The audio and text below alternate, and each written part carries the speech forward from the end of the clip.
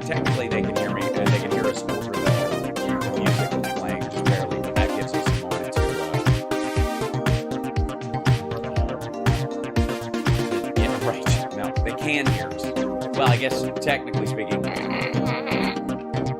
All right, I love it. Okay, hold on one second. I know it's early, but I'll bring us straight into 3, 2, 1. Here we go. Oh no, that's terrible. Then Johnny comes. There he is. It takes a moment for you to load. Look at that. See, take that however. Loading. Yeah, loading. Man, my thighs are swollen. All right. Hold on. We're live streaming. I think we can. Everybody should be able to hear us. I'm excited. We're 60 seconds away from air. I gotta. Oh boy. Kick the door shut because I can't lean far enough away, and the cat will come in the middle. And hi, everybody. Good morning. Ladies and gentlemen, Johnny Million, new setup. So fingers crossed. Okay, 10 seconds. Excellent. We're coming back in a moment. There we go. And we will begin the show in just, oh, it's so exciting.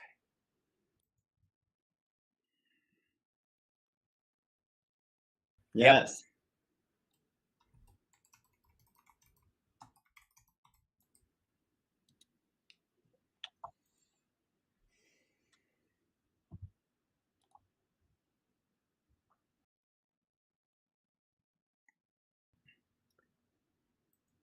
Welcome to the show, everybody. I'm so excited. This morning we're trying out a new setup with our across the earth mega worldwide audio video setup. We're live streaming at infotainmentwars.com and of course at fwank.com, FWANQ.com. Our own answer to Fwank speech and of course Troth SoCal that Trump's ne'er-do-well social media network. Welcome everybody in the chat. Thank you guys for joining us.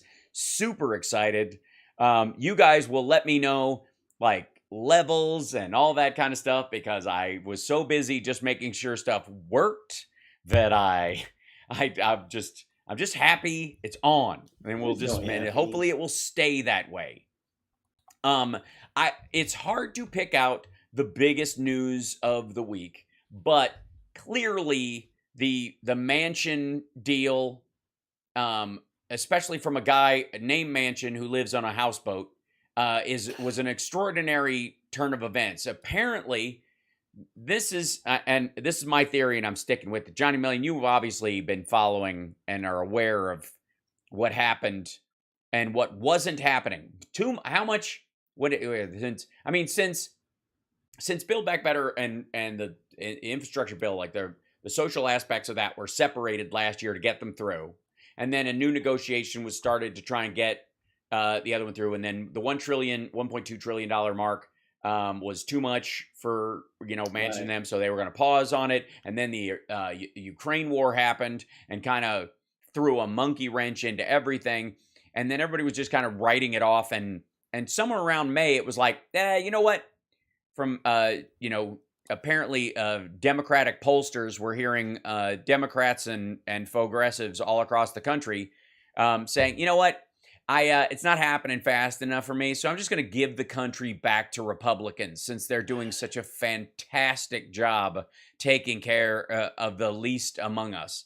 And then a few lightning bolts happened that kind of reminded some of those folks of the seriousness of the circumstance that we find ourselves in, not the least of which was Roe v. Wade. The early draft of that travesty was released. Those darned incremental changes. Oh, yes. The ones that, by the way, Republicans used to get themselves to this point, by the way. They didn't seem to have a problem or gripe about that at all. They were like, yep, that's how we're going to do it. Incremental. We're going to boil that frog. And that's exactly what they did. And when that draft version came out, the White House started working on their response, but they had to ultimately, because it was a legal aspect, they had to wait for the final decision, because if you draft your legal response to something that, materially is different, even by one sentence in terms of what you're trying to handle, you might have to start from scratch entirely or set yourself down the wrong road, which I think, by the way, we all learned from the PACT Act this week. Republicans, a bipartisan group of Democrats and Republicans passed the PACT Act to create a fund for medical care for burn pit victims and toxic victims of toxic war zones within our military and 9/11 first responders. And the Republicans were for it before they were against it.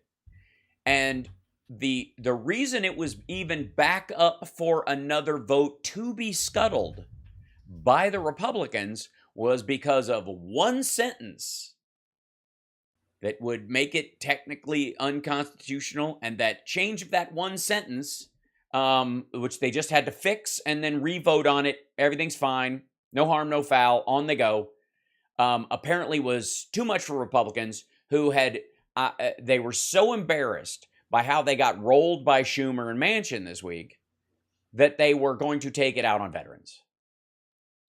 And one of the most... Yeah, that was awesome. The fist bumps, everything about it. Yeah, it's classy across the board.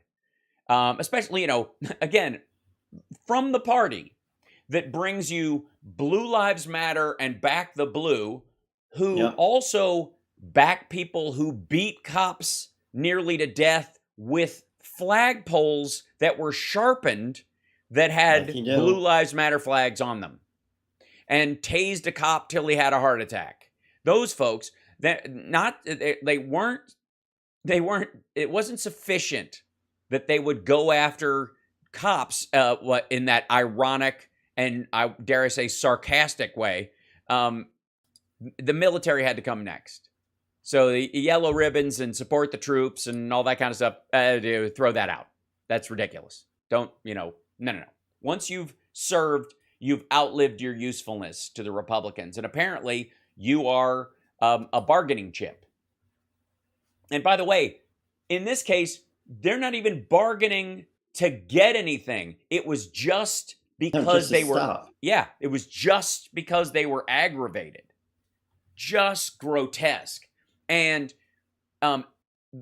this is the fascinating thing, I think, was just that Mitch McConnell was able to whip that group together to vote against it, lockstep, to punish Democrats, because apparently they had been tricked into voting for the CHIPS Act, which benefits the entire country, including their constituents, in a lot of cases, more their constituents than other people. But that was, they weren't going to vote on it because it was... Yeah, they're the ones with the constituents who are on benefits. Right. Well, even the CHIPS Act itself is not S-chip. The CHIPS Act is the computer chips, reshoring of factories in the United States CHIPS Act that they voted for. And then less than an hour later, Schumer and Manchin announced their deal. And buddy, that was the reason. That was 100% the reason why the Republicans flipped out, didn't vote for the PACT Act, and are saying this is political warfare. Because apparently the Democrats pull this once. They pull a Merrick Garland on one bill, which, and I got news for you, that even the Manchin deal that's going to pass, and Kristen Sinema is going to come on board. She's going to get she got a lot from the CHIPS Act anyways, so that was where the negotiation came. If she's taking this bill, she's going to take it home and give it her due diligence, and then she'll come back and there'll be a conversation in the afternoon, and then there'll be this amendment palooza that will happen next week as the Republicans try to tear it to pieces, and then there'll be a reconciliation amendment that all the Democrats have to sign off on that puts the bill back to where it was. And then they vote on it. And that's it. And they need every vote, including, they need all 48 Democrats and both independents to sign off on this. And then to clear that hurdle, they have to have the VP come in and do this through reconciliation. You know why? Because we have total control of the entire government. we have less than a coin flip in the Senate. We can only lose 4 votes in the House, and have this bill still pass. And of course the president's ready to sign it yesterday. Matter of fact, he already signed the CHIPS Act. That's already rolling. That's why the Republicans again got so angry, and I'm enjoying it. I have to say, that was a Patty Ann and HAL Vickery coming in hot with super chats. Oh, right on. Oh my gosh, HAL Victory, thank you so much, and Lisa Mia Moore as well. Thank you so much. Oh my God. And Patty Ann, what is SEK as far as a? Oh, that's Swedish kronar. Yeah, that sounds delicious. It does, doesn't it? It's like, it's great. Lingonberries? It's great in the morning. Yeah, everything has loganberries in it. Loganberries? Yeah. What'd you say? Lingonberries? Oh, that's right. The lingonberry pancakes, right, from Big Lebowski. Yes, they all had the lingonberry pancakes. And they pan down and see she's missing a toe. And so I have some really fun news on top of the fact that Schumer and Manchin both rolled the Republicans this week. Now, I have news for you. Even without the Manchin deal, the fact that they got the CHIPS Act passed before they did anything else that would have, the Republicans would have seen as a betrayal. Right. But they managed to get that through. The CHIPS Act passing itself is extraordinary. And the Republicans are mad they weren't able to stop it, even though they're for it. Again, what is wrong with voting for things that will help your constituents? What is the win in going, I'll show you, I'll starve my own people mentality? These kind of the North Korea spite. Of the red states. I don't get it. Other than it's a power struggle by the very quote unquote elites that run the government that are in DC that they always decry. Isn't that the thing that they're always complaining about? Is that DC is disassociated from rural and flyover country, and that those folks have real needs that are ignored by the elitists at the top, and which is exactly what the Republicans are doing, both with the CHIPS Act, both with this funding for, even this Manchin deal is something that should, on any functional level, be a bipartisan bill anyways. Without the lockstep control that Mitch McConnell has over the Republicans, which I honest to God, I don't know why some of them that have their foot out the door don't cross over, because we'd only need 2 of them. Like, we literally, if we got 1 of them, we wouldn't have to worry about whether or not Kristen Sinema cared. If we elected, if we keep our senators and we elect 2 more, Manchin and Sinema no longer have control over the president's agenda on reconciliation packages anyways, because all reconciliation would be cleared to go. That's what this bill is. That's what this part is. This is an aspect of the budget. And if we had 52 votes, meaning 50 Democrats and 2 independents that caucus with us, we could have 2 people, go kind of weak-kneed on stuff and still get it through.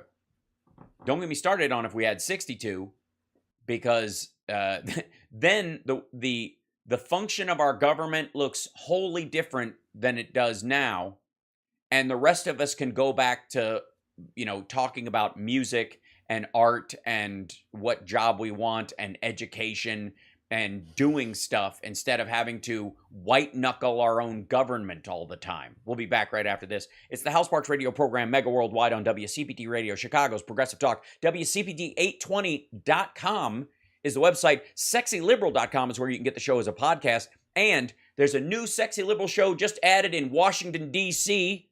on the 10th of September. Very exciting. So exciting. It'll be nice to be in D.C. During the break, Johnny, I'll tell you, I'm very excited about the trip. We'll be back right after this.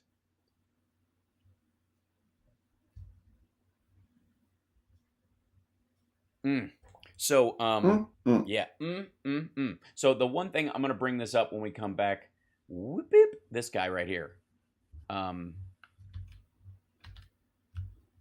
I know the screen is really small, but does it show up You can see relatively? the headline. Okay, good. All right. I won't ask you to read it. But if you look on Coze's site, you can see it pretty prominently. I think it's like the third story down.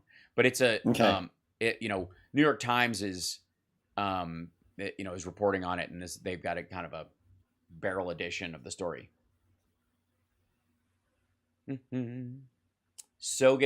Templeton, I'm so excited to see you there. Woohoo! Meet and grope.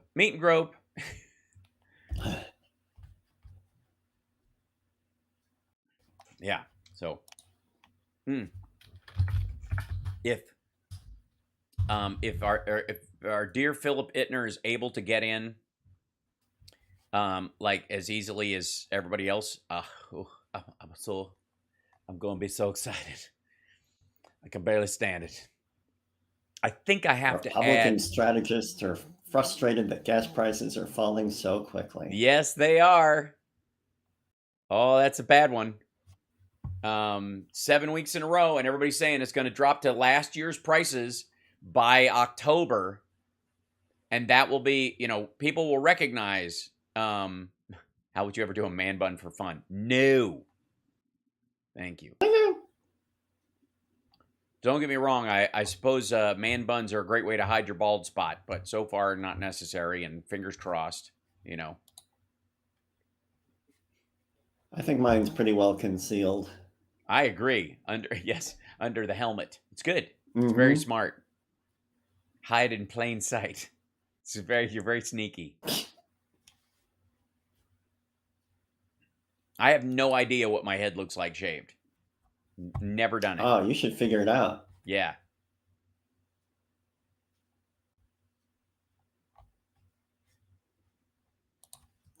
Excellent. Yeah, Spark.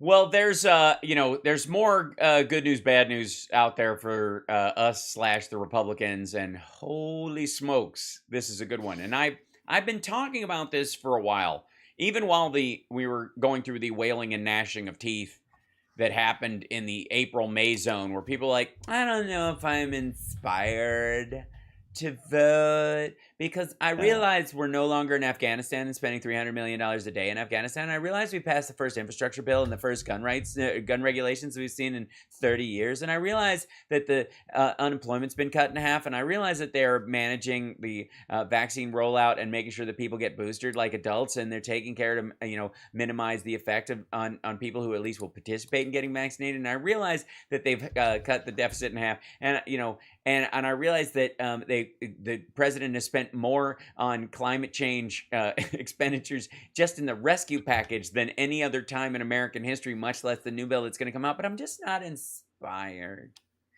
to protect women's rights and gay rights and stuff until you realize they're in a guillotine, and the draft version of the Roe v. Wade killer bill, killer law comes out, and it's not even as bad, as horrifying as it was, and people started to wake up to the real threat that was going on there. Because again, this is all about the rights you take for granted that Democrats have secured you, and Republicans spend every waking minute trying to get rid of.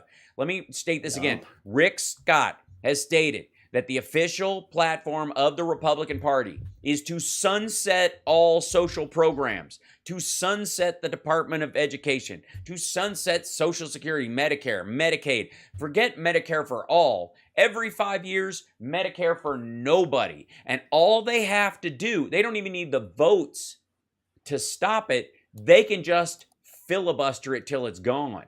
And believe me, they think if they got control over that part of it, they'll be able to squeeze it down and down and down until it's worthless. That whole thing about shrinking the government down so small you could drown it in a bathtub, that idea, that's your social programs you're talking about. That's Social Security they are talking about. They're not talking about the military.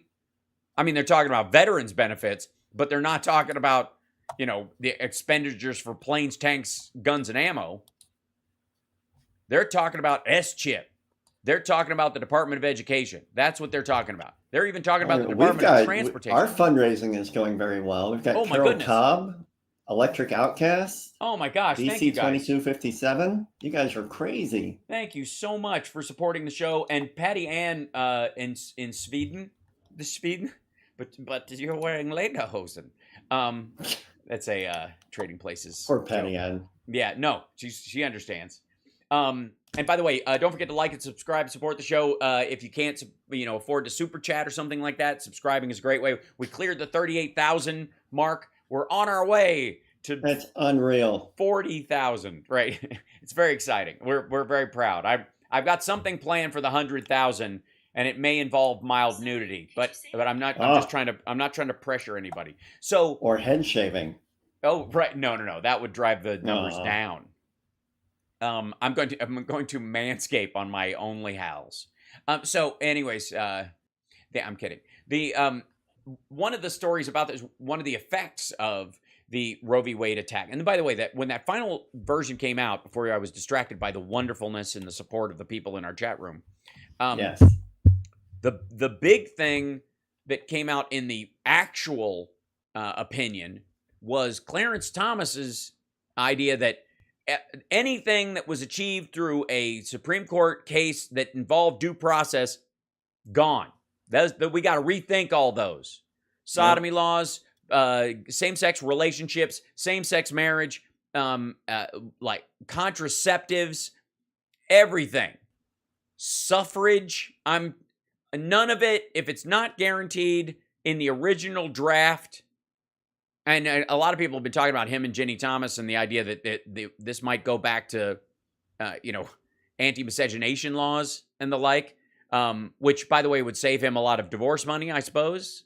Maybe that's the plan. Maybe this is just, we're all just caught up in the Clarence Thomas family drama. But that whole thing, and Hype Train, when that came out, it was so much worse that I think people recognized, okay, this is more serious than I was recognizing. Not because so just saying the whole thing is rigged isn't really a plan. No, it is not. And while I had always thought from, for the last year that this talk of, Republicans taking a bunch of seats as if this time in history is normal, doesn't apply. Everybody's trying to use the same rules economically, politically, that you've seen in previous years that weren't preceded by a giant worldwide pandemic at the center of things. It's just not the same response. That's why they're saying right now we're not technically in a recession, because the job growth is booming. The stock market is still going up. The bond market is still responding as if there's growth still to be had in the economy. And yet we're tightening, but the tightening is more related to the enormous tightening outside the country as supply chains shrink, shorten, or disappear, and we get ourselves off of reliance on China and other sources. And that is going to be expensive, which will drop profits, which will shrink the GDP of the country, but not because there's a lack of economic activity, which is what a recession is all about. So that's where we are. That's the real, that's the reality base. That's, in the MCU, that's Earth 213 or whatever. And in this, one of the things that I've been saying is that Trump himself is going to drive people away from the polls again. He cannot let it go.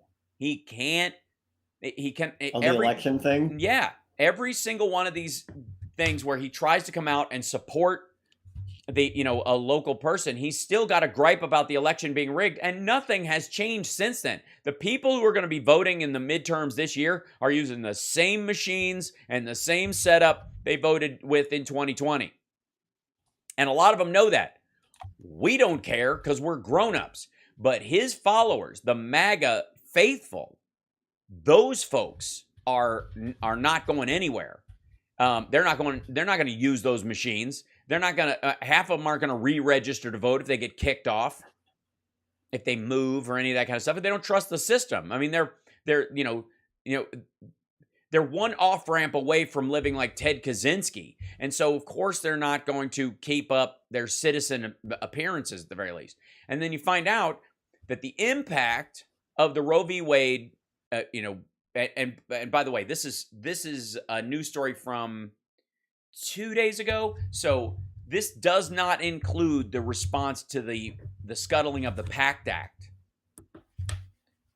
This is from Daily Kos, but it's referencing a story in the New York Times. Republicans confront massive drop-off in online fundraising. It's hard to know if it's just Republicans' terribly subpar candidates or the foul smell wafting through the GOP more generally, but whatever the reason, the party's online fundraising has hit a wall, according to the New York Times. While donations typically ramp up as election draws nearer, exactly the opposite has happened. A Times analysis of the GOP grassroots fundraising platform WinRed found that a 12% decrease from first to second quarter in the total amount donated to all federal Republican campaigns. Now, what happened first quarter to second quarter? What happened in the second quarter and after Johnny Million that might have made people who leaned Republican stop giving them money? The draft opinion of the Roe v. Wade. Yeah. Okay, that was they caught the car. The dog caught the car. That's right. And nobody actually wanted them to do it. And no, again, no one wanted the car. No. Let's take a break. When we come back right after this, there's part of it's funny that the money is going down. The other part, the funniest part to me, is where it's going instead. We'll be back right after this. You're listening to the HAL Sparks radio Arby's. program, Mega Worldwide. It's Arby's? Arby's. All right, that It's he's the curly fries. Start a poll. Yeah, we'll start a poll. It is curly fries. Yes. Don't forget to give a thumbs up, guys. If you're a troll and you hate the show and you're mad, please give a thumbs down. Also, don't forget to write something in the chat. Yes, thumbs. Yeah, don't be afraid. And I don't think. I think YouTube now hides them, but I don't do that. I didn't flip a switch that hides them. Just saying. No, they hide. YouTube across the board hides the downvotes. You can downvote, but you don't see a total. Yeah. Corinne, thank you so much for the super chat. And by the way, do you see the downvotes on your videos? I can look at the ones on the inside. They're pretty marginal, I gotta say. They're very minimal, and they're from the same sources all the time. Oh, you can see who downvotes you? Mm-hmm. Yeah. You hear that, Vlad? Hear that, Yuri? Are you wearing a Hellfire Club shirt from Stranger Things? Hell yeah. I need Eddie one. lives. That's great. Yes. I got it for my birthday. By the way, did you see he jammed with Metallica? Yeah, I just saw that this morning. That's so cool. He said that he practiced that song for 2 years. Oh yeah. Well, I mean, it's like he got the script and then COVID hit. Right. And he's like, okay. Honestly, I used to play guitar, and he went out and bought a guitar. Right. He's like, guess what I'm practicing? Mm-hmm. He seems like a really good dude. Yeah. Yeah, I mean, I liked his character. I like the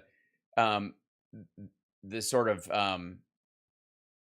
every time you think he's going to turn around, he doesn't until he does. That kind of thing. Yeah. Like, well, they didn't just rush to like he's a bad guy at the beginning, or he's weak at the beginning of an episode, and then by the end he's strong. They dragged it out and it was more complex than that, which was beautiful. Yeah, because like he would have little flashes, and like by the like some people loved him immediately, and he kind of had to warm up on me, and I liked him when he was telling Steve that the girl really liked him. She's like, she did not hesitate jumping in the water. Yeah. When I was like, when you talk good about somebody behind their back, you win me over.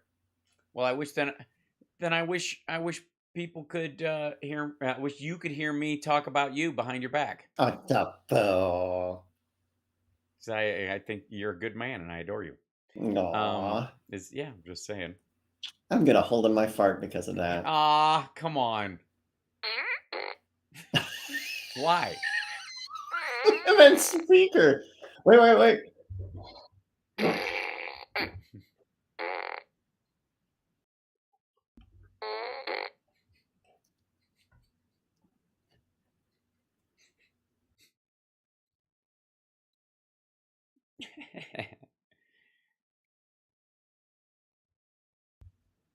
Welcome back. Oh, is that you, Johnny? Were you doing that? Oh, I see. You've got it on your phone. I adore you. I thought it was this. I was mistaken. I thought that's so much more appropriate. Thank you. By the way, one of those sounds is actually from a human body, and it's not the one you think.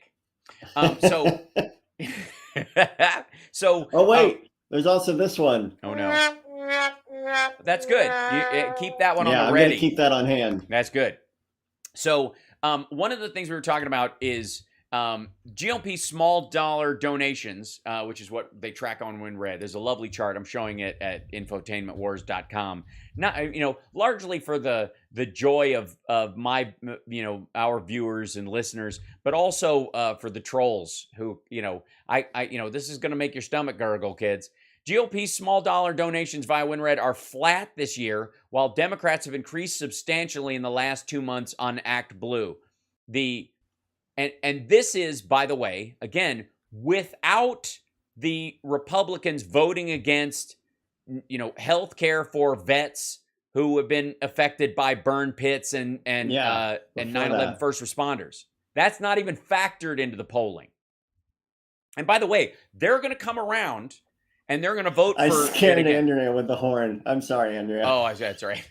It can happen. In the last 3 quarters, including the final quarter of 2021, Democratic online fundraising outpaced GOP fundraising by $100 million. The sudden slowdown and widening gap has sent Republicans into a frenzy trying to figure out what's going on. Here it is.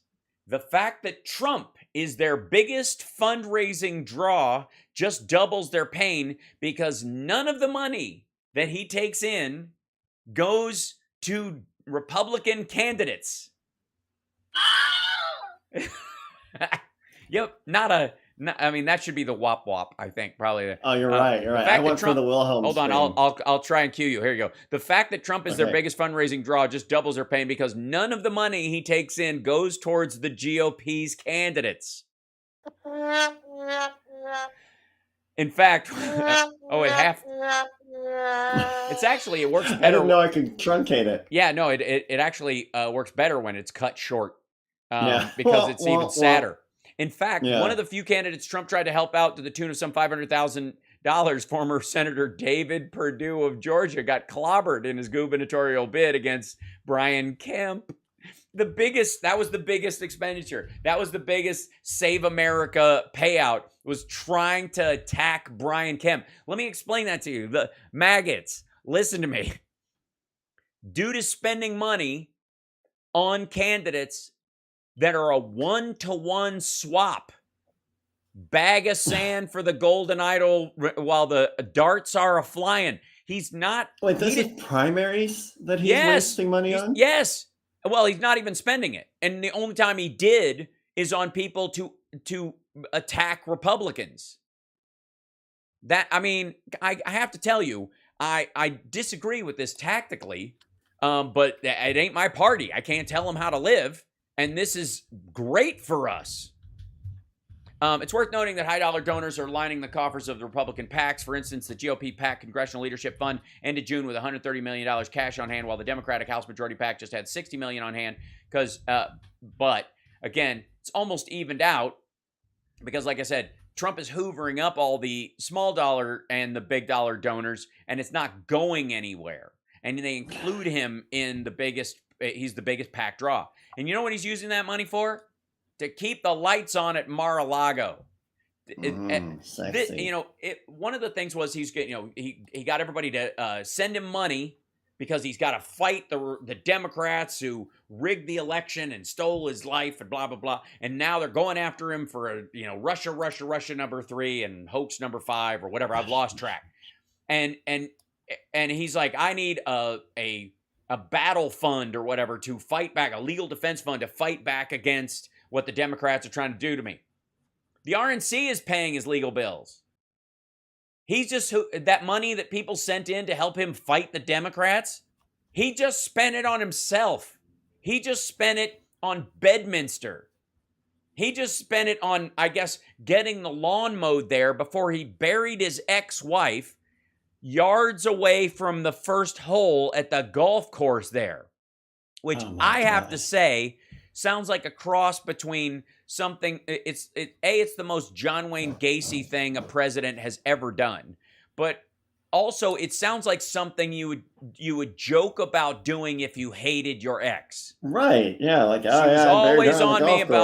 was always on me about going to the golf course, so I'm going to bury her right next to the tee and stand on her every time I tee off. Like, it sounds like that. Be sure to replace your divots. Right. So gross. Just gross. But again, not my party, not my president, so I can't tell him how to live. But holy smokes, what are maggots thinking these days? And by the way, all the money he's hoovering up ain't going to DeSantis for his gubernatorial campaign. Ain't going to, Republican candidates. It's not going to J.D. Vance. It's not going to Herschel Walker.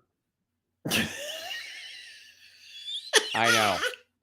Did you hear Howard Stern eviscerate Herschel Walker? No, I missed that. It's impressive, and he did it by being like mega centrist.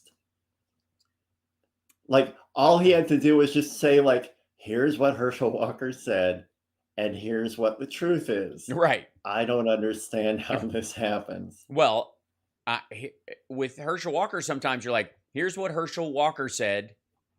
I don't understand this. Like, that's enough. Sometimes, you have to lay the fact bare, like, see, this is why this contradicts reality. But Herschel Walker is kind of like MTG in the way that, like, you don't have to counter her points. You just have to point to her points. And everybody, even the people who support her, like, scramble to try and pick up the, to toss the word salad. Yeah. And sorry.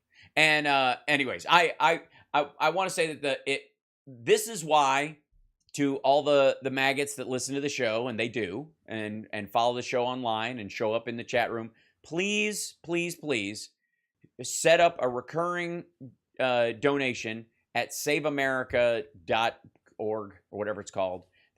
Just go to donaldjtrump.com. It'll send you right to the link. And giving once is not enough. Do you even MAGA, bro? It's not enough.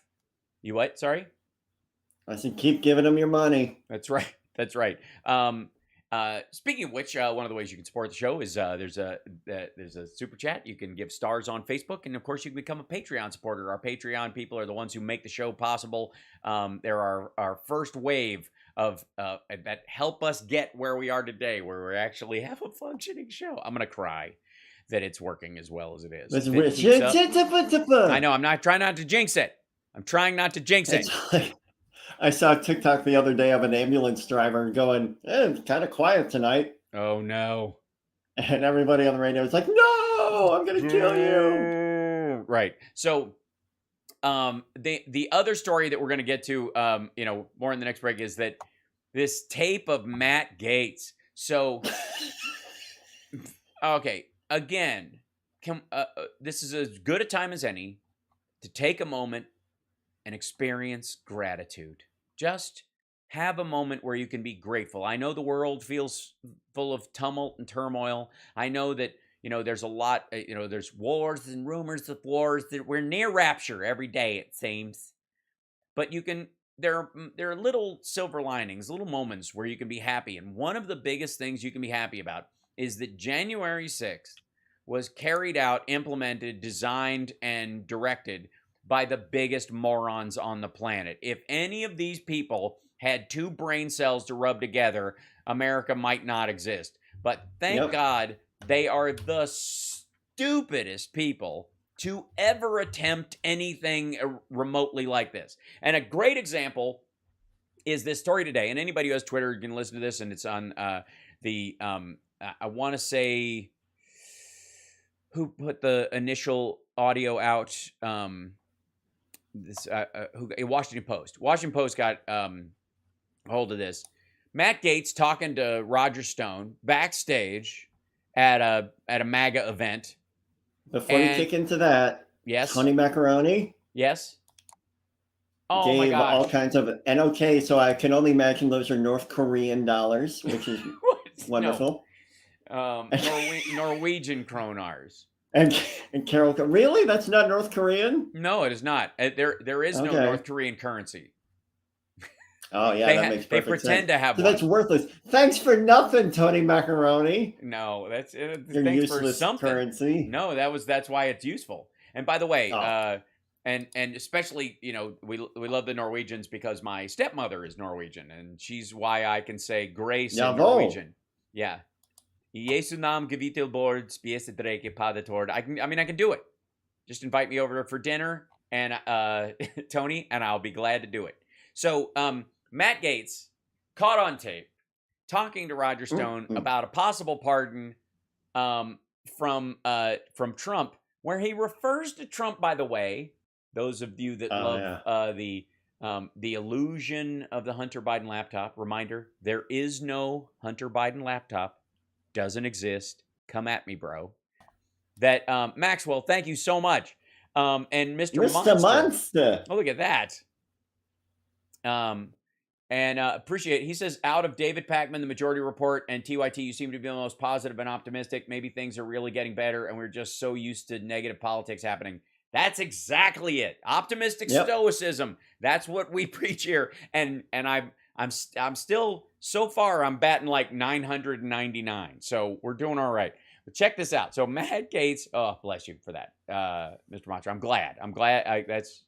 So Matt Gaetz caught on tape promising Roger Stone a pardon from the boss before trial. He refers to him as the big guy, which is something they were always arguing that, Joe Biden was the big guy in all the the alleged Hunter Biden emails. Really? Yeah. And so the fact that they're calling him the big guy a bunch just points to the fact that all the Hunter Biden emails are just Russian reworks of Trump emails that, from Don Jr. and Eric that were grabbed years ago, and they just changed the heading and who it was sent to. The names were changed to protect the guilty. According to a bombshell report from the Washington Post, Matt Gaetz was filmed promising Donald Trump advisor Roger Stone clemency from the big guy as he prepared to stand trial in 2019. In a video clip taken by a documentary filmmaker following Stone, and again, this is the funny part. This is the best part of this whole thing. There's a point in this tape where Matt Gaetz is hesitant to talk further about the possibility of a pardon because, and I quote, "Since there are many, many recording devices around right now, I do not feel in a position to speak freely about the work I've already done on that subject," Gaetz said. Yes, one of the many, many recording devices that were around was attached to Roger Stone's lapel. Roger Stone was wearing a microphone from the documentary crew that was following him around. And at no point did he go, "Oh crap, my lapel." At no point did you. No, he was like, "Hey, I might get a pardon." Right. Which, again, as Machiavellian as Roger Stone is supposed to be, the idea that he was maybe trying to get Matt Gaetz to get himself in trouble so he had some leverage on Gaetz, who maybe had more access to Trump than he did at the time, or the illusion of it, or maybe they still had the $25 million they didn't, pay to get Matt Gaetz out of his trouble his dad had. This is so great. So, I do feel like, since there are many, many recording devices around right now, and then you roll back to the story. In a video clip taken by a documentary filmmaker following Stone, Gaetz spoke with him in Florida after he complained the federal prosecutors were pressing him to turn on the now former president. According to the report and the recording from his jacket, at an event at Trump property that October, Rep. Matt Gaetz predicted that Stone would be found guilty at his trial in Washington the following month, but would not do a day in prison. The boss still has a very big favorable view of you, he said. he added, said it directly before claiming, "I don't think the big guy can let you go down for this." The big guy. The big guy. The big guy. Wow. Yes. Okay. All right. We got to take a break. We'll be back right after this. It's the HAL Sparks Radio program, Mega Worldwide on WCPT Radio, Chicago's Progressive Talk. I'm not going to jinx it. I'm not going to jinx it. I'm just going to keep my mouth shut. We'll be back right after. Thank you guys for the support. Like and subscribe. If you're on Twitch, twitch.tv/HalSparks. Subscribe today. Oh, this is so good. This part of it, I mean, it's pretty awesome. This matched with this, and I'm not getting out over my skis. This is, I'm reminding people of this stuff because of what we've been through with previously, with everybody going, I don't know, and it's fired, and the Democrats are gonna get trounced this fall. I don't even know, like that. I find it maddening and stupid. Yeah. So I like, it's nice to see it come back around. And again, gas prices, they're gonna, because of demand destruction and a whole lot of other factors, they're gonna stay higher as they keep going up in the, in the world. And so they're not going to be back to pandemic levels because that was an unnatural drop. But they're sure as shit going to go back to a time that you can recognize, and people will recognize they have not thought about gas the way they did before. Or they fill up their tank and it's a full, 25% lower to fill up their tank than it was. Like they fill up the whole tank. And they were like, "Oh my God, it was $100 to fill up my truck's tank, and now it's $70." And you're like, "It used to be $65." Oh my gosh, it's actually, yeah. That is a trifecta, Christine. I agree. Yeah. $3.77 in Orlando. I actually, I drove one place and came back, and the price of gas had gone down 10 cents. I literally, across town, and when I came back, the same place had done it. They dropped it 10 whole cents the same day, at the end of the week. And again, we gotta, it's something, it's, that we deal with in reality. Oh, thank you.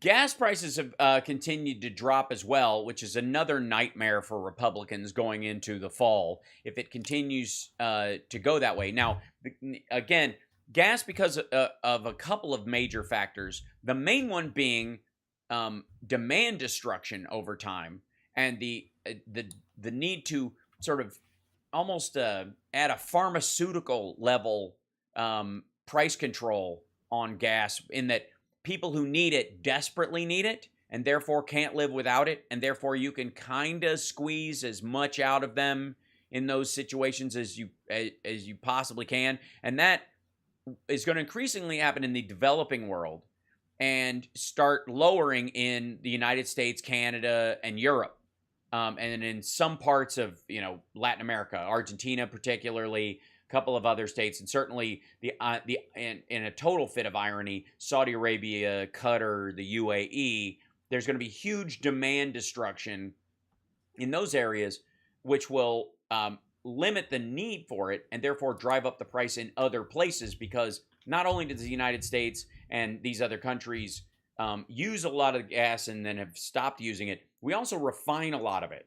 We are also where the oil comes and then it gets refined and then it gets sent to other countries as diesel or different types of fuel, different grades of gasoline.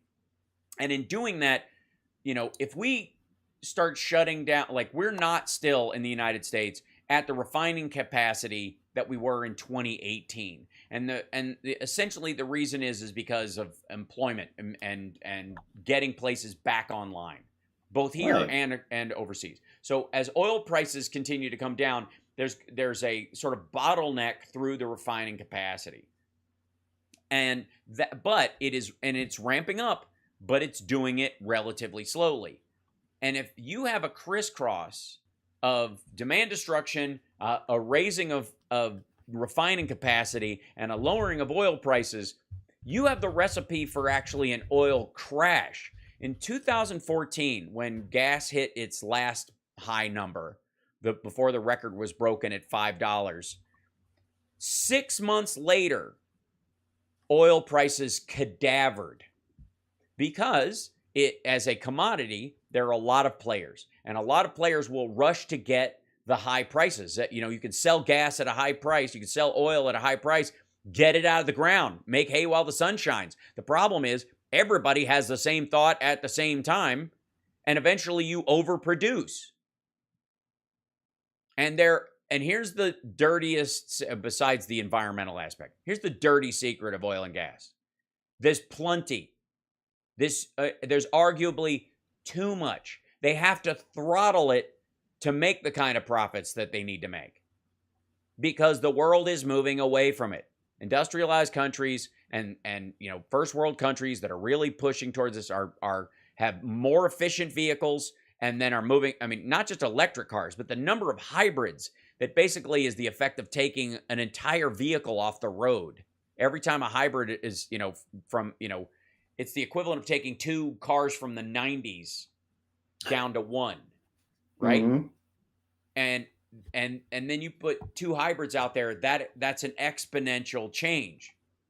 And that's the way we're going. There is the efficiency of even gas engines right now is light years away, well, miles, from where it was a decade ago, much less 3 decades ago, when we were at the height of our pollution in terms of, consumer vehicles being the main belcher of greenhouse gases. Now, in the United States, we're well past that. Cars aren't necessarily the highest source of it. As a matter of fact, uncapped wells and methane leakage are. Besides the process, because we got carbon capture on coal plants, we've got carbon capture on refineries and oil plants and that kind of stuff. But the biggest leak, besides the obviously storyline that we've heard for years, is methane. If you want to know what I'm talking about, go online and look for a map of the United States, satellite photo of the United States at night, and one of the biggest cities you have ever seen in your life will appear to be in North Dakota or Wyoming or Montana, because those are the oil fields, the gas fields that are venting all the time, and they have to burn the gas off so it doesn't build up and explode. And you can see it all night long. I mean, it looks like New York, Chicago, or LA, or San Francisco from space. Fixing that is one of the biggest steps forward the United States can do to quell the damage that we do to the environment, along with our constant and never-ending demand destruction as consumers, which is ongoing and happening. And guess what's in not only the American Rescue Package, the infrastructure bill, and the new Schumer Manchin deal, which is based on a lot of the wants of the Biden administration? Capping wells and taxing methane on a level that makes it more profitable for the companies to capture and use it than to vent it. Because right now it's cheaper. Like, it's the same problem we have with garbage in the ocean. There was a point where if you dumped toxic waste or chemical waste or whatever in the ocean, you could only be fined $25,000 a day, and it was not accumulative. It wasn't like $25,000 one day, 50 the next, and then 75 for the third day. You know, it was just 25 one day, 25 the next day, and on and on and on. And there was no cap where, like, you kept doing it, you're going to get your company shut down. We changed that law in the United States. Still a problem overseas. We changed that law in the United States during the Obama administration, and it killed that process. It was now, you know, because it was cheaper to just dump it in the ocean and pay the fine than to properly get rid of it. That's the incentive part that you have to recognize. And then you also have to recognize that outside the United States, none of those, you know, and some parts of Europe, none of those incentives exist at all unless they're dumping in our waters. They just don't bother. And so carbon capture and all the things that we need to work on are not for ultimately the United States keeping on coal plants and keeping on gas and oil going forward. It has nothing to do with that. It is about exporting that technology to other countries that are not ready to make the transition or are slow in that transition or are developing out of that area and solving their problem before it swamps the rest of us. We'll be back right after this, by the way, after the news with our friend Philip Ittner, who is live in Ukraine. He's online. I can see him now. Oh, if this all works. Yay. So yeah, excited. I see that. Yeah. We'll be back right after this. It's the HAL Sparks radio program, Mega Worldwide.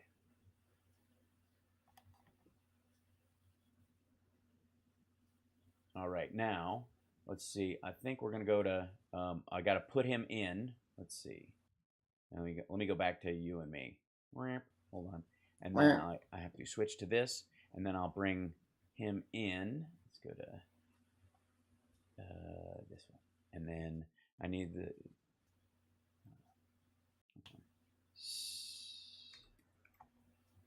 Oh, sorry. 1 second. The nice thing is I actually have a couple of seconds to actually do this. Okay, and then we click this, and then we hit here, and we paste this here, and then we control the audio, and then I think we'll be able to, okay, almost, yeah, hold on 1 second, and I shrink them down, so, oh yeah, I know, I gotta put them in here, okay. And then, I almost got him. I'm doing it. It's very exciting. And I'll try and center him. His head might be significantly bigger than ours, but I think it's worth it. Oh yeah. Oh buddy. Oh man.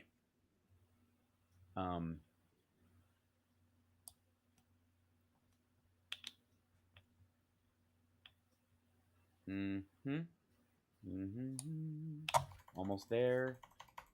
All right, and then 3, 2, 1, transition. Hold on. See if it does it in a second. Ta-da! There he is. Hold on 1 second. Oh, I've got to make sure I have to. His audio's turned down. There you go. Hold on. Check for us. Hey, look at that. Well, let's all just get a little closer. Yeah, we'll all just lean, get our heads bigger. Hold on, little jagged internet. He froze a little. Froze a little. That's okay. I've had worse. I've had problems. Oh, yep, that's almost had it. We almost had everything going. Oh, I hear you, but you're frozen. Oh no, now you're moving. Great. Okay, cool. Beautiful. Looks good. And here we are. Yeah, you're in. Can you hear me okay? Can you hear everybody? Check 1, 2. Can you hear me okay, Phil? Okay, great. Woo-woo. Oh, yes.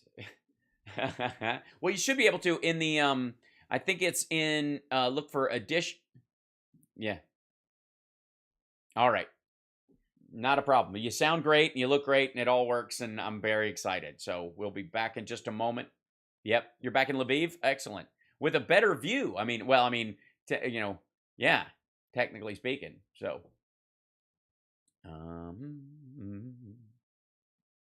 let's see. All right. Cool. You can't. Huh.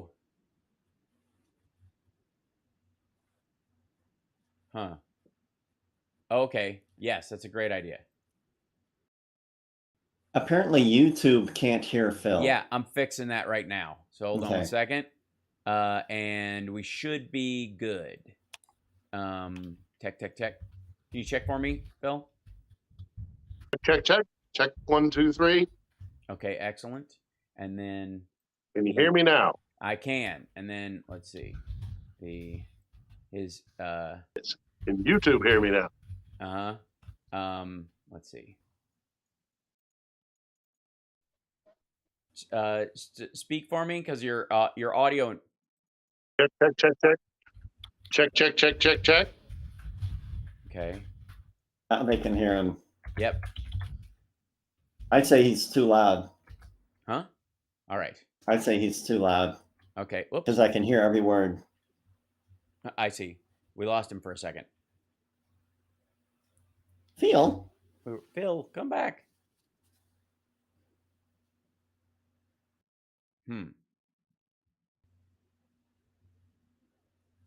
Oh, he went away. He'll be back in a second.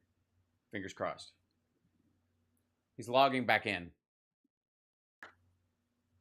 I hope.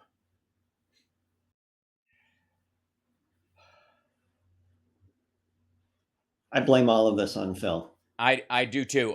We were so close, and yet so far. He's actually Phillips. It's the joining us. earbuds. Is it? You think it's all earbuds? Hold on one second. I have to put you back in because it gives me a whole other link. It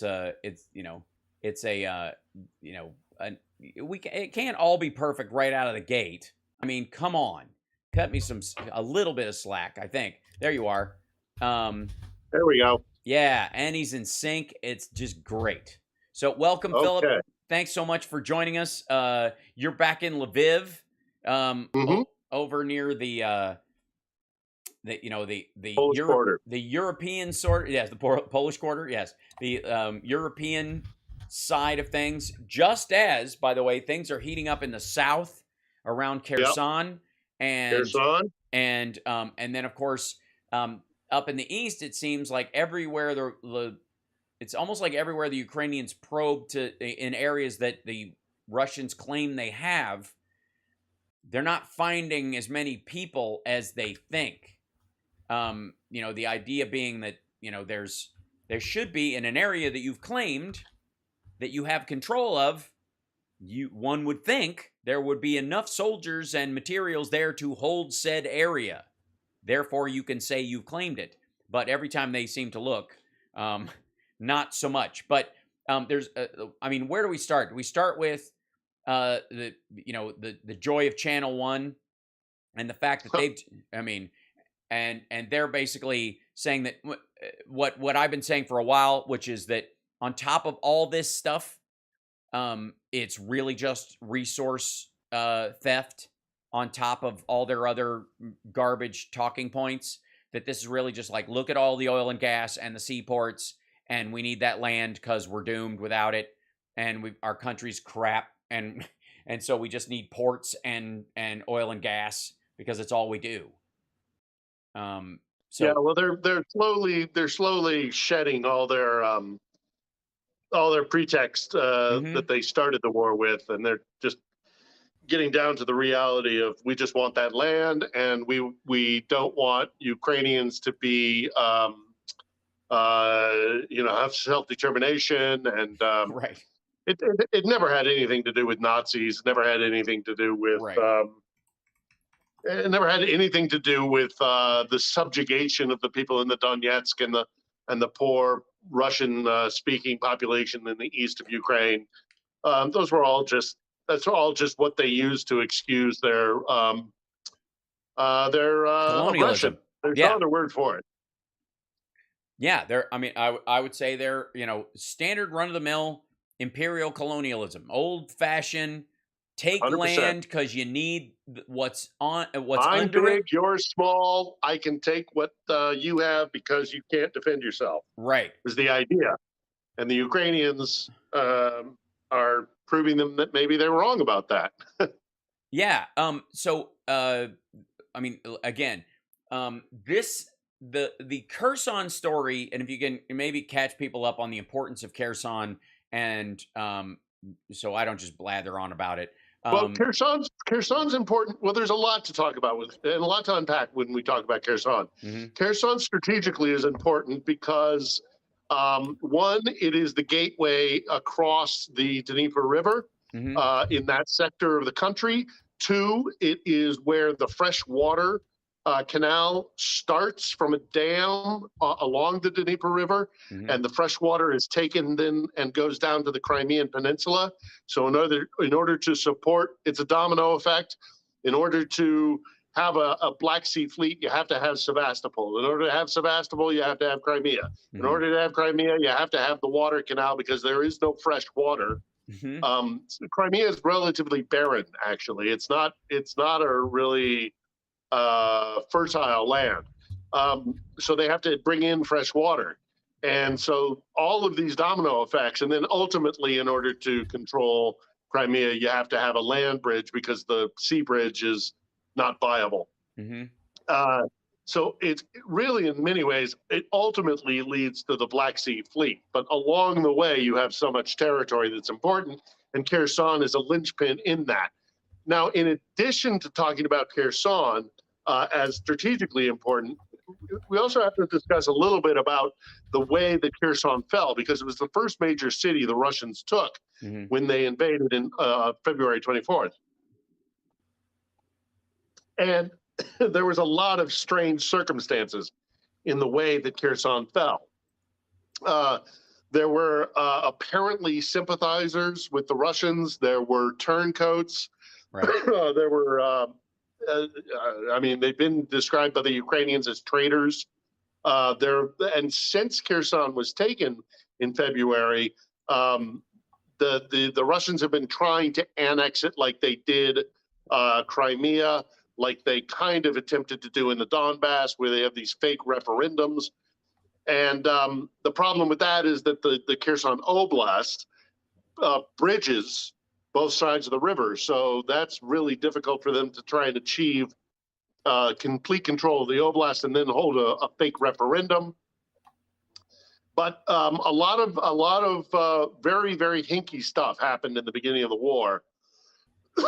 And a lot of suspicion that somebody was either had real sympathy with Moscow or was bought, basically, or coerced in other ways to betray their country and let the Russians in.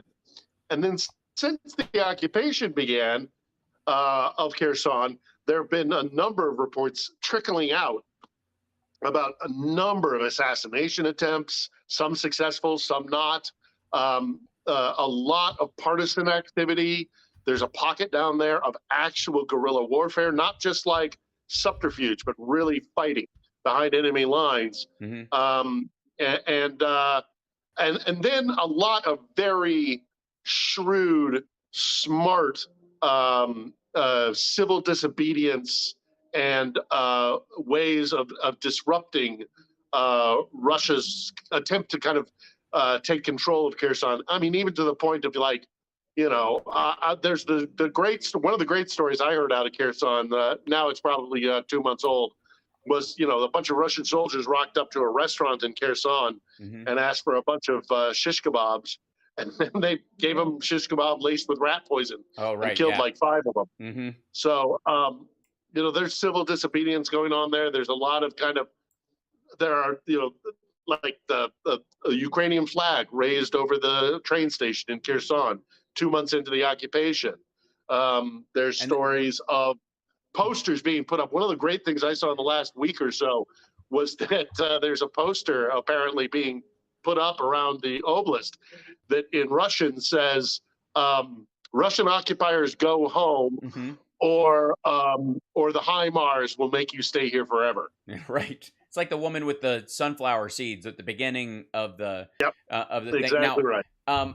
there's so many things I want to address, and recently though, the Justice Department. I don't know if you saw this, but they the arrest. Yeah, they unsealed. Well, they unsealed an indictment in Florida, of all states. And the title of it is Russian national charged with conspiring to have U.S. citizens act as illegal agents of the Russian government.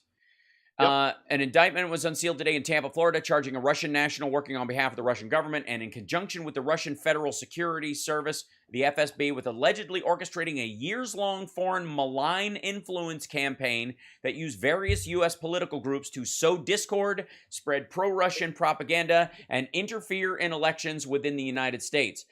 This guy, Alexander Viktorovich Ionov, a resident of Moscow, together with at least 3 Russian officials, engaged in a years-long foreign malign influence campaign targeting the United States. He's the founder and president of the anti-globalization movement of Russia. That's adorable. And an organization headquartered in Moscow and funded by the Russian government.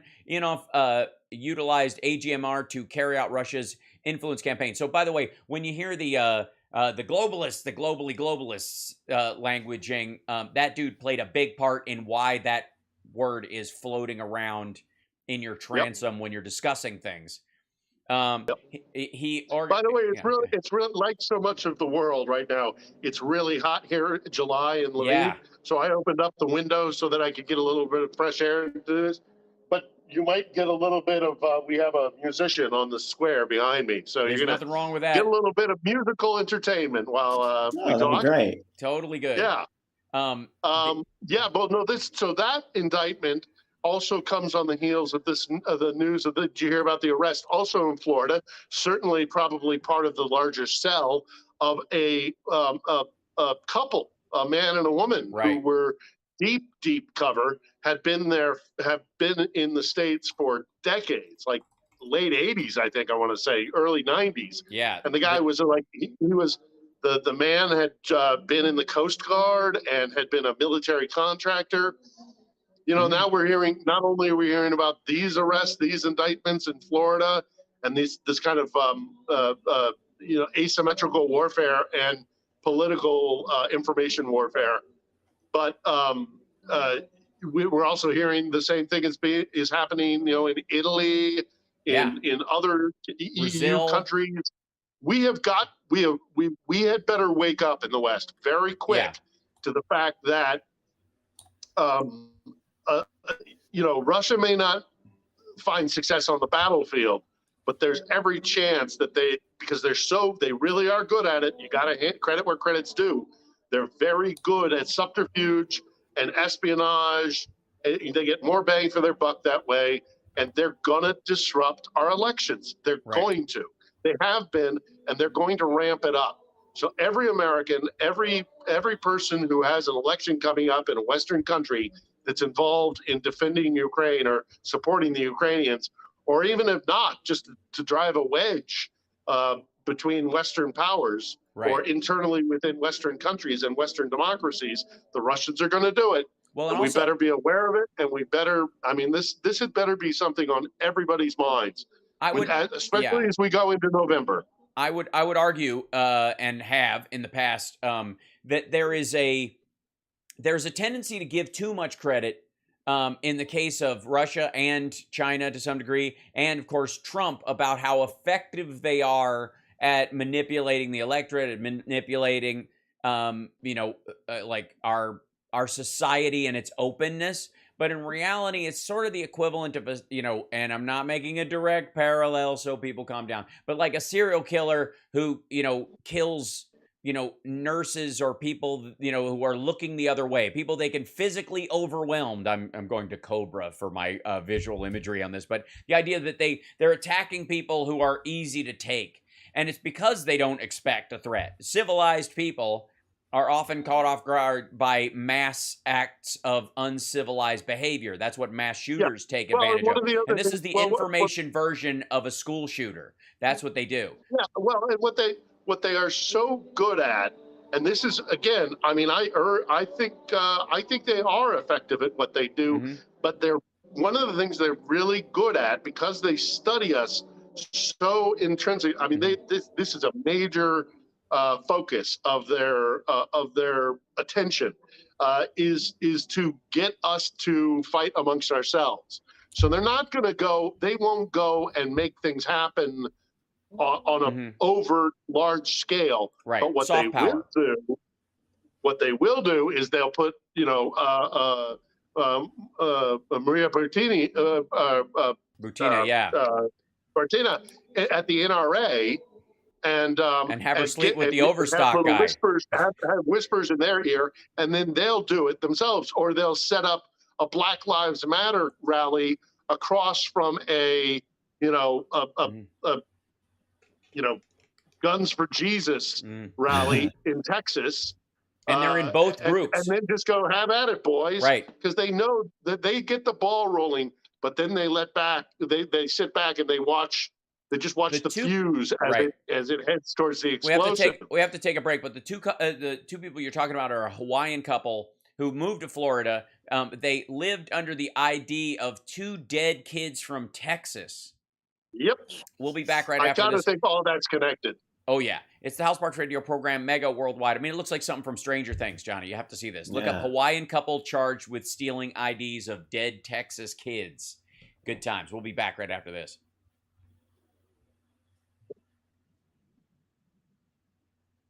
We got so carried away. I was so busy bringing you in that I forgot that we have to take a break. So it'll be a short break, and we'll be back. Yeah, it was... and the guy worked as a U.S. defense contractor. Yep. He was in the Coast Guard and then subsequently was a contractor. Yep. Deep sleeper cells. And I mean, I have 4 questions. Nice. Already Great. 4 questions. Look at that. Great. At some point, we're going to talk about the POW camp, I'm sure. Yes.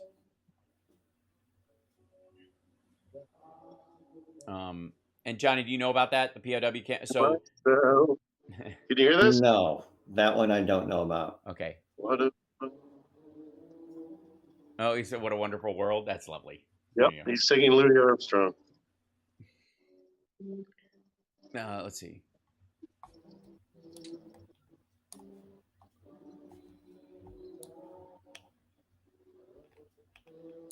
What the hell?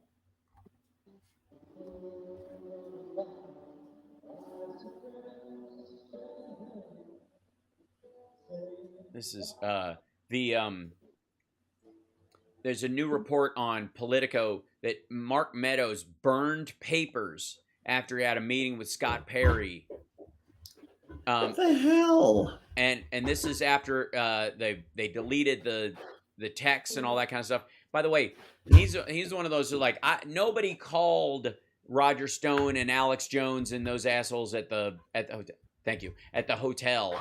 And he's like, because he doesn't think FaceTime or video conferencing is technically a call. That's all. It's just mincing words. If you go, did you video conference with them? No comment. I plead the 5th. And now we know he's burning papers. Yeah, that's what you do. This is straight up. This is Enron, the Enron administration. Welcome back. We were just, we have so much to talk about with our dear friend Philip Ittner, who is live in Lviv. Say that 10 times fast. Follow him at Philip Ittner on Twitter. That's 1 L and 2 T's.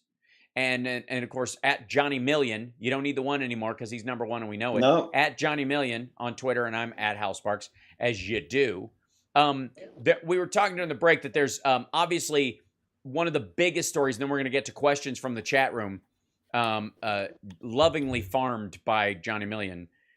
The story of the POW camp where Ukrainian soldiers were being held, and the Russians bombing the place and then blaming the Ukrainians. I'm just going to flat out say it, because it was interesting that the soldiers that were supposed to guard the place, the Ukrainian people working in it, were still there, but that were meant to be put in charge. And then the Russian soldiers weren't anywhere near the place when the bomb hit.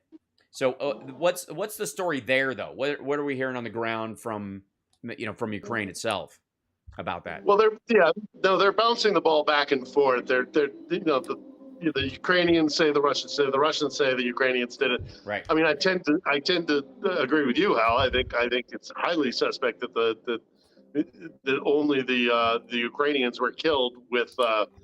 First, it was an explosion. Then it was admitted it was a missile strike. Some 50 dead.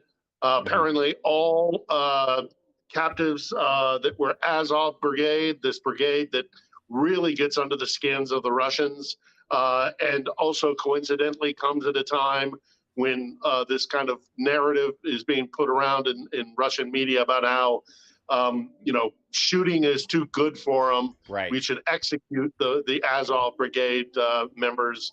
There's talk that the Russians may be dodging responsibility because there's talk that it might have been the contractors, the Wagner group, which is kind of like a Blackwater style, mercenaries for hire. Yep. That Putin uses, which is only about a hair's breadth between the Russian Ministry of Defense and the Wagner Group. So, but it could have been the Wagner Group to allow the Russian military plausible deniability. The important thing is, though, that there was an explosion at a POW camp. 50 Ukrainian prisoners of war were killed, and that's a war crime. That's a war crime. Whoever did it, and I don't believe it was the Ukrainians for. I mean, look, there'll have to be an investigation, clearly. Yeah. But it just it was the Russians. Right, it was the Russians. Right. Yeah. Of course, it was the Russians. And so and the timing of it around the video coming out of the Russian soldier castrating a POW. Castrating a Ukrainian. And then it happens 24 hours after that video comes out. Approximately, yeah. Yeah. They're autopsies on the people who were killed in it, if they're even possible, will I have no doubt show that they were either in the process of being tortured like that, and that this was an attempt to get rid of them. I mean, this is effectively what the ovens were for in Auschwitz. Why they went from hanging and burning them, and burying them, because they were afraid there would be evidence of how they'd been treated. I've seen that comparison made. I've seen Ukrainians are making that comparison today. Right. Yeah, I mean, it's that video of the castration stuff. I mean, if you look, so the last time we spoke, Wednesday, Hal, you and I, on your streaming, yes, and I said that if you learn to start to read their messaging, because the Russians, sure, of course they prosecute a war. They conduct warfare, and they hit strategic places of interest, and they have artillery and maneuver and all those traditional things that you have when you're fighting in war. But then they also use their military for messaging and for sending a clear message to their enemy or to the world.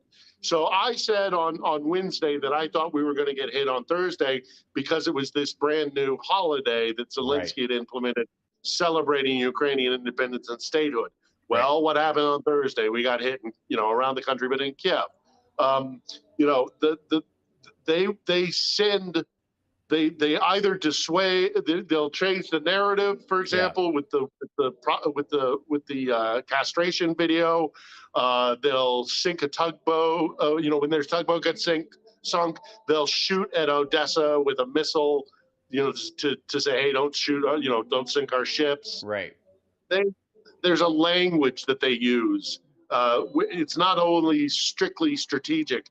They'll kill people to send a message and say, this is what'll happen if you do X, we'll do Y. Right.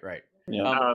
And I could see the PAO camp being part of that. Yes, I agree. Let's. We got a couple minutes before we have to take our next break, so let's real quick see if we can get one of the questions out of the way, and then I'm going to ask you about Victor Boot too.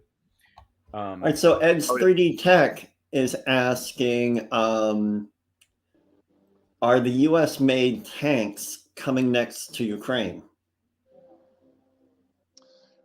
are U.S. made tanks. I mean, we have systems that we've sent over. I don't think we're sending them. Are you implying that they're sending them Abrams tanks? Because I haven't heard anything about them sending Abrams, which is our main battle tank. But they've sent over a number of things. Like they sent over Bradleys. They've sent over old M113s, which are old armored personnel carriers. They have armored equipment that we send them. They've got Humvees. But if you're talking tanks, I haven't seen anything of significant numbers of like a main battle tank or anything like that. Mainly because you would have to massively retrain.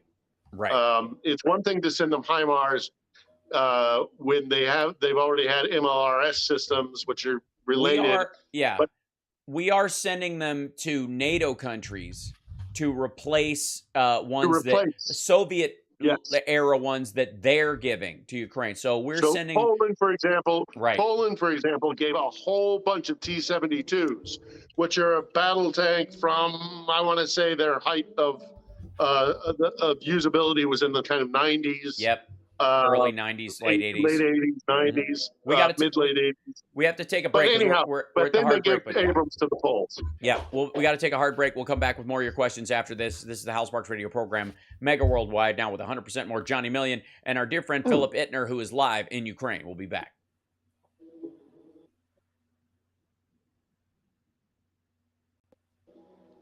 Oh, this is working, and I'm trying not to jinx it, but it's working. Chicago sound has been good and consistent for you guys. I'm afraid to ask, but awesome. Yay. Yeah, I'll pass through Chicago later this week. Oh, it's very exciting. I'll be very jealous. I love Chicago, and yeah. I'm gonna try and. If there's a show there that you want me to stop off and go into the studio, I'll do it. Oh yeah. Yeah. Wednesday, Thursday. I arrive in the evening on Wednesday. Yeah. They can. Yeah. You guys can either. Well, you have my contact details. Yeah, I do. But Chicago. Basically, I contact you using DMs because it's the easiest way when you're traveling. On Twitter. So Chicago, if you want to reach out, we'll figure that out off air, and we'll get you guys hooked up. Because you could do Jones' show and other shows that are in studio there, hopefully. Sure. That'd be awesome. Always helping out. Always trying to build those bridges. And I'm just listening to music. Got to get my olive burger in mid-Michigan, though. Yeah, well, I have no doubt you're going to be like, my drive to my cottage on Lake Huron. Mm-hmm.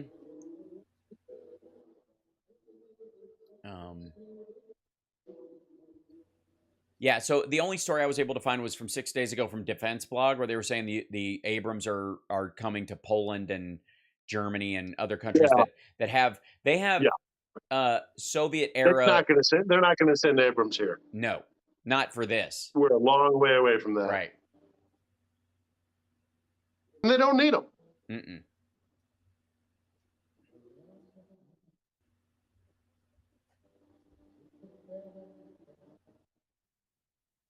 They're also sending new anti-aircraft weapons. That might be a significant development. That's a huge one. Also, the HIMARS are apparently knocking out the SAMs that Russia has.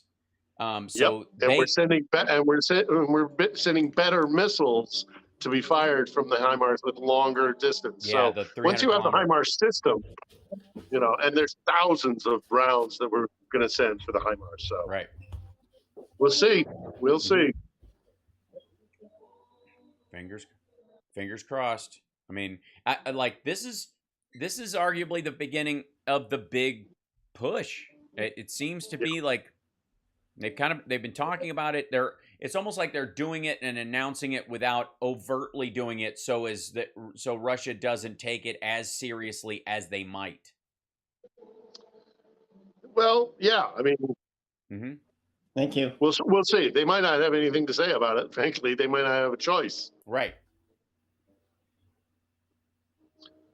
But yeah, no. They say they want to be in Kherson by September. Mm-hmm. Fingers crossed. Oh, be so good.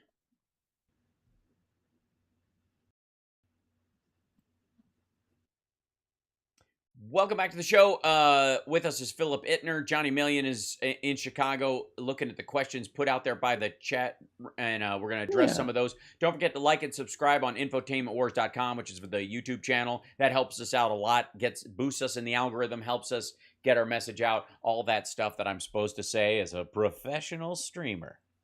All right, now let's get back to the other questions. Johnny, what do you have? Yeah, we got one from Connie Kelly. She's asking, are Ukraine's pledges not to fire into Russia coming back to hamper Ukraine's putting down the war? Well, no, they said they wouldn't fire into Russia using the HIMARS. They didn't say they wouldn't fire into Russia full stop. Right. So that I don't think it's going to hamper them not using the HIMARS because they made a promise to the United States, and that is one thing that they're smart enough to, well, no, not like it's any big surprise. They know exactly the limitations that the agreement that they made with the U.S. has imposed upon them, and they're fine with it. There's more than one way for them to attack into Russia proper if they need to. Without having to resort to the HIMARS, because if we supplied Ukrainians with HIMARS and the HIMARS was shot into Russia, that would be very escalatory, and the Russians have said as much, and the Ukrainians know it perfectly well. Look, they've got Scuds, or they have the equivalent of a Scud. They've got helicopters that can clearly penetrate Russian airspace. Yeah, they have many ways of attacking into Russia proper. Real quick, I some of the missile strikes that have come into the country have come from Belarus, and I have to confess that I am slightly shocked that that's still happening. It's not surprising that the Russians are using it as a staging point to enter, but the fact that they're firing missiles from Belarus does seem like they're stacking provocations, because there's at least the illusion that Belarus is its own country, within the rest of the world, sort of. That just seems like the one thing I'll say about that is that it's probably the only thing that Lukashenko can do to appease Putin without committing actual ground forces, which would be disastrous for him, because then he would become vulnerable at home, because he knows very well that his people hate him. So he can let the Russians lob a few missiles from his territory, but anything more than that, and he gets in trouble. Right.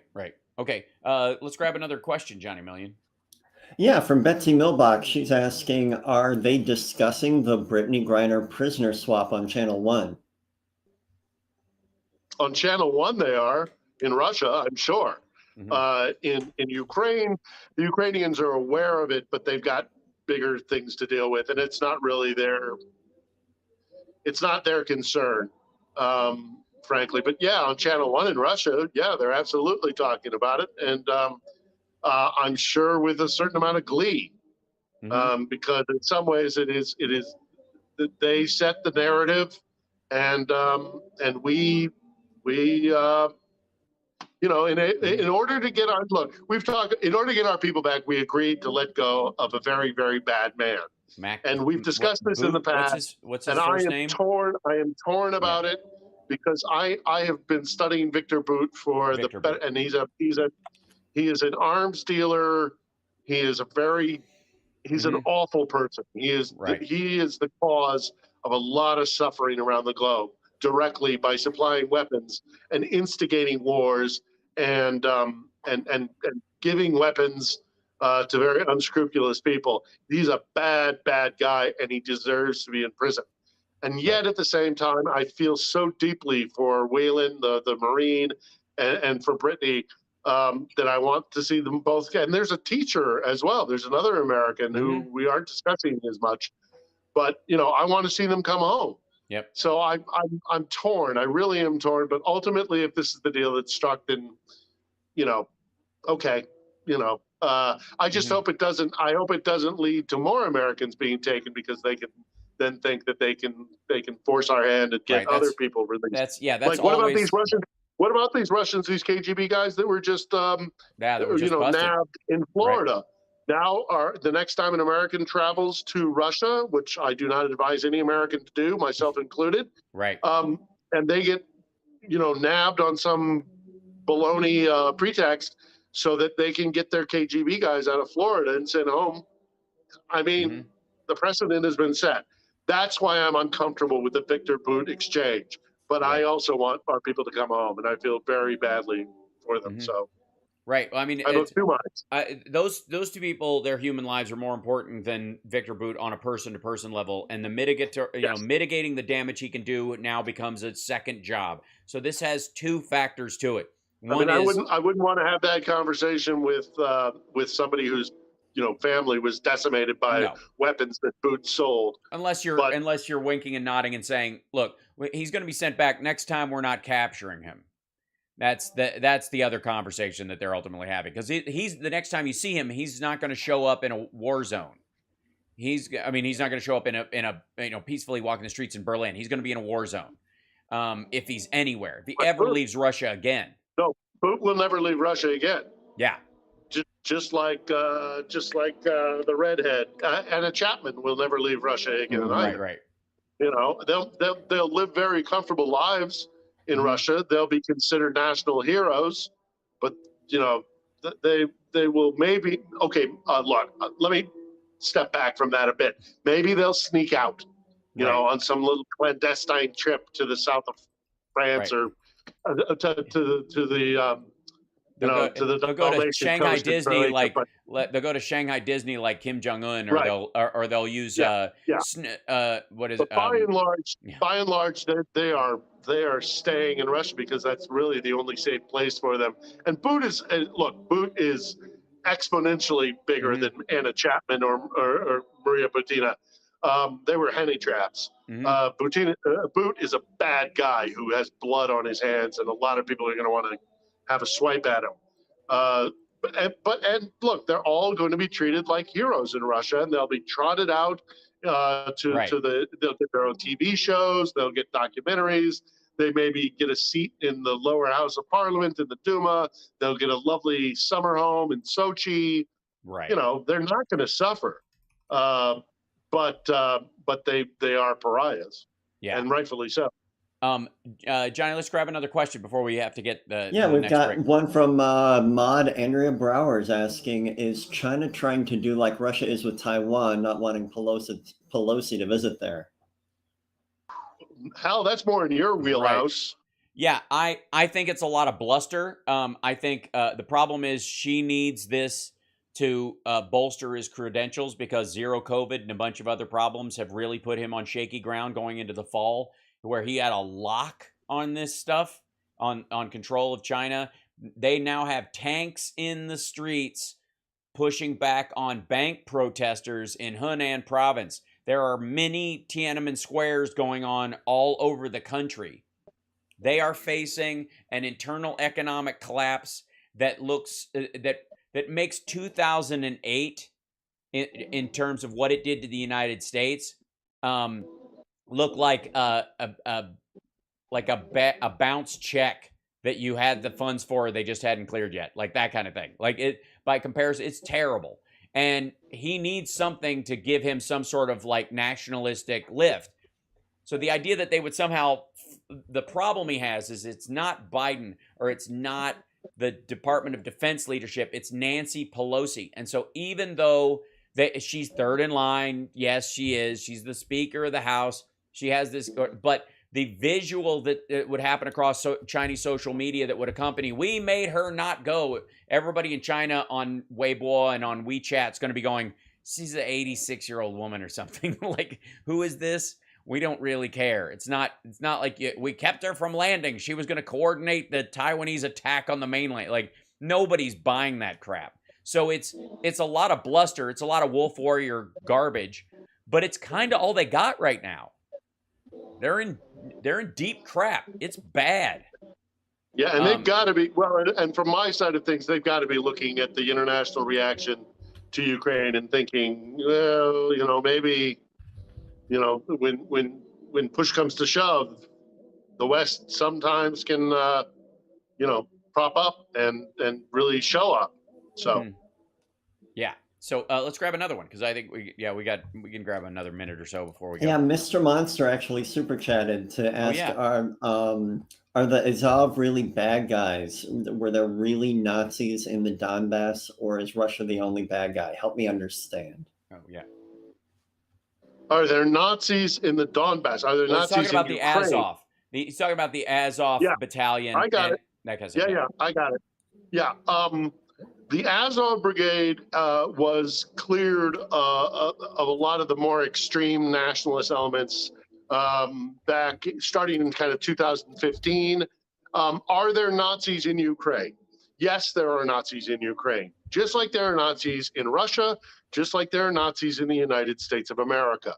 They are not the prominent power in Ukraine. Right. 100% not.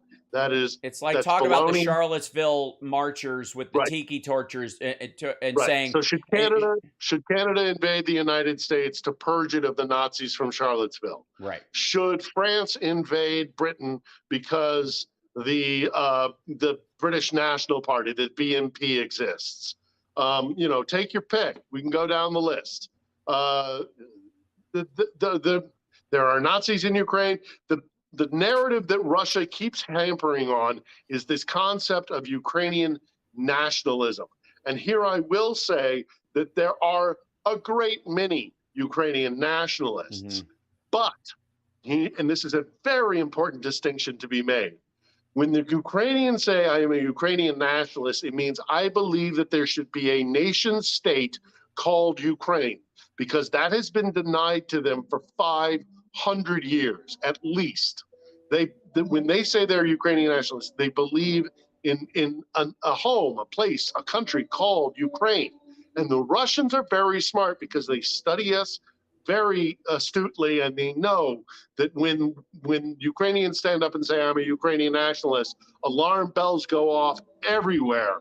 I mean, when we hear Marjorie Taylor Greene saying I'm a Christian nationalist, we should reasonably be scared because that kind of talk is dangerous. But that's not what the situation here is. That kind of talk is dangerous because there is already a United States. Your definition of American nationalism is not the same as what a country that has only been allowed to exist for the first time in its history beyond a decade, it says I should have a nation.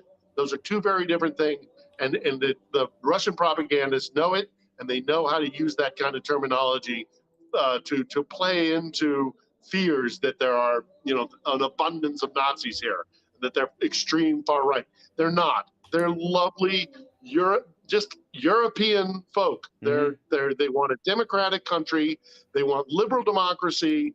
Actually, more so, I would argue, than many other former Warsaw Pact, because they're paying such a huge price for it, that at the end of the day, when this war is over, they're going to want to build something out of the rubble and all the blood. So they are really strong believers and proponents in building a liberal democratic country in this land called Ukraine. So if that clears it up for you, I can go on for a lot more about that. But I'm not going to. We got to take a break. When we come back, we'll have the happy ending. That's it for questions right now. Okay, great. No, Nazis do not run Ukraine. Yeah, no, not by any stretch of the imagination. And P.S. I'll tell you one of the most ironic aspects of this story when we come back. It's the HAL Sparks radio program, Mega Worldwide.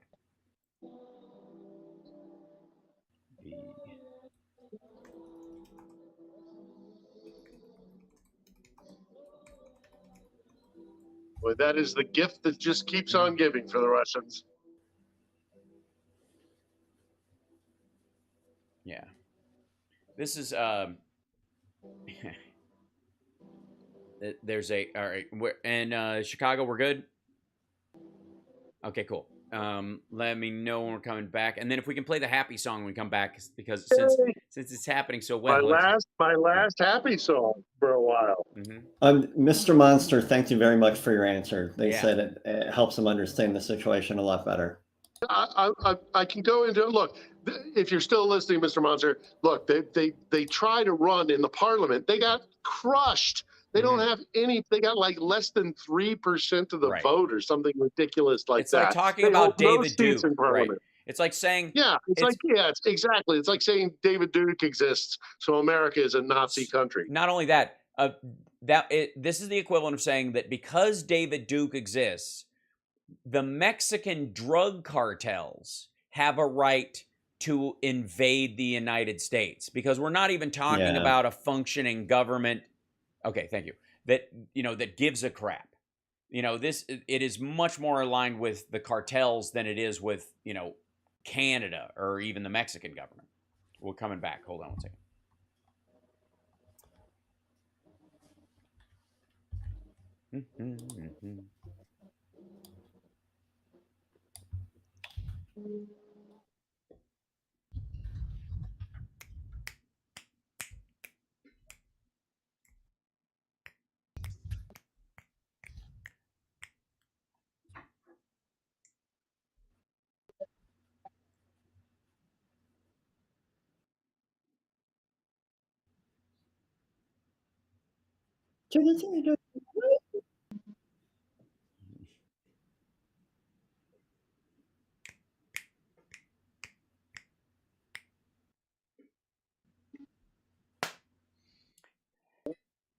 Yay!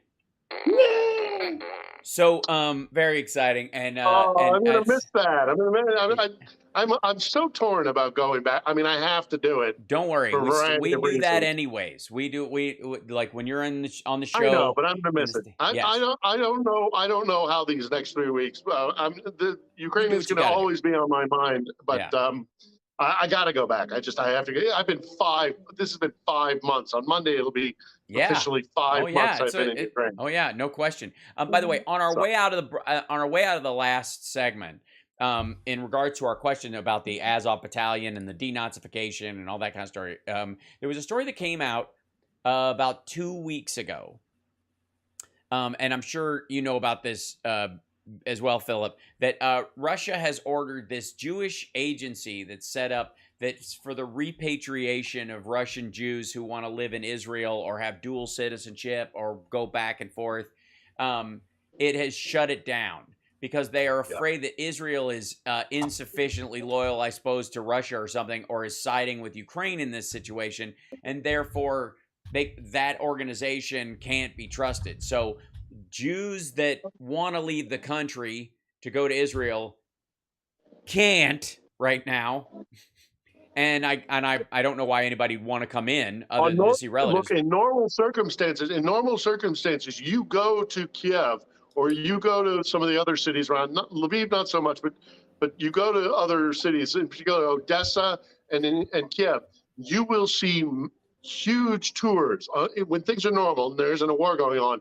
There are tours of notably Hasidic Jews, because they kind of stand out, coming back to get in touch with their Slavic, Ukrainian heritage, and a lot of them are coming from Israel. They fly and on.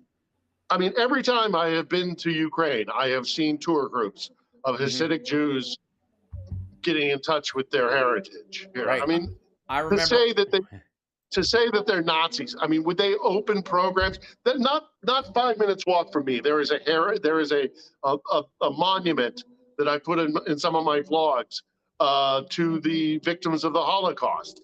Right. It's Russian propaganda at the end of the day. That's all it is, and it's meant to mute support for Ukraine, dissuade people from supporting Ukraine. That's right.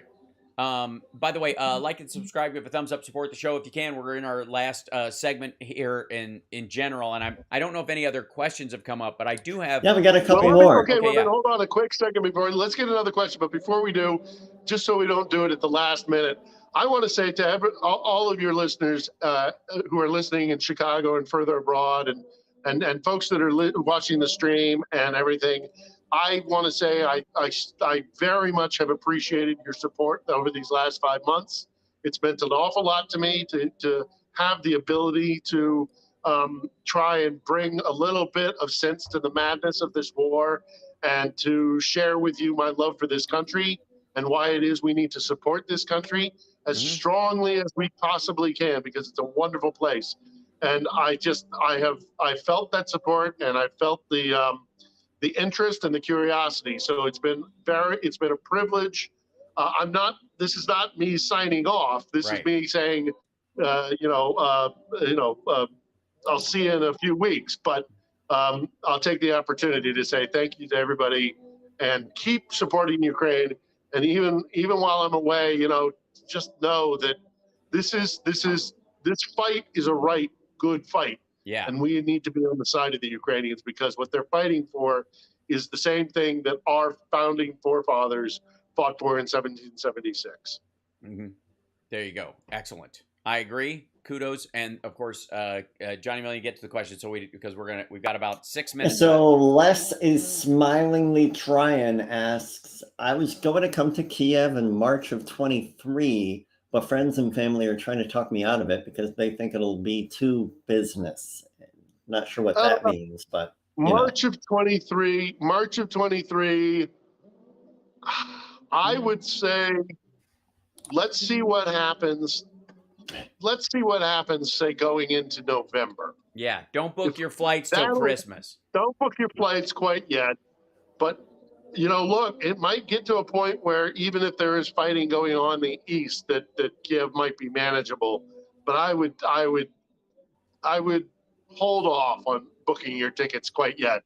However, having said that, when the first moment it is a viable thing to do, I strongly recommend coming to this country, whether it's Kiev or Lviv or Odessa or any number of different spots around this country. These people are friendly. They love Americans. They are so grateful for the support that we've been giving them. They're trying to build something here. Not to go into a history lesson, but they tried democracy here in the decades leading up to the American Revolution, and they were crushed because they're a colony on a European continent where their empires are right next door, as opposed to divided by an ocean. It's long overdue that this place is a republic and a democratic country, and we should do everything we can to support it. So come to Ukraine as soon as you can. You'll have a great time. It's a wonderful place. Winters are a little on the tough side, but come in spring or summer and you'll absolutely love it.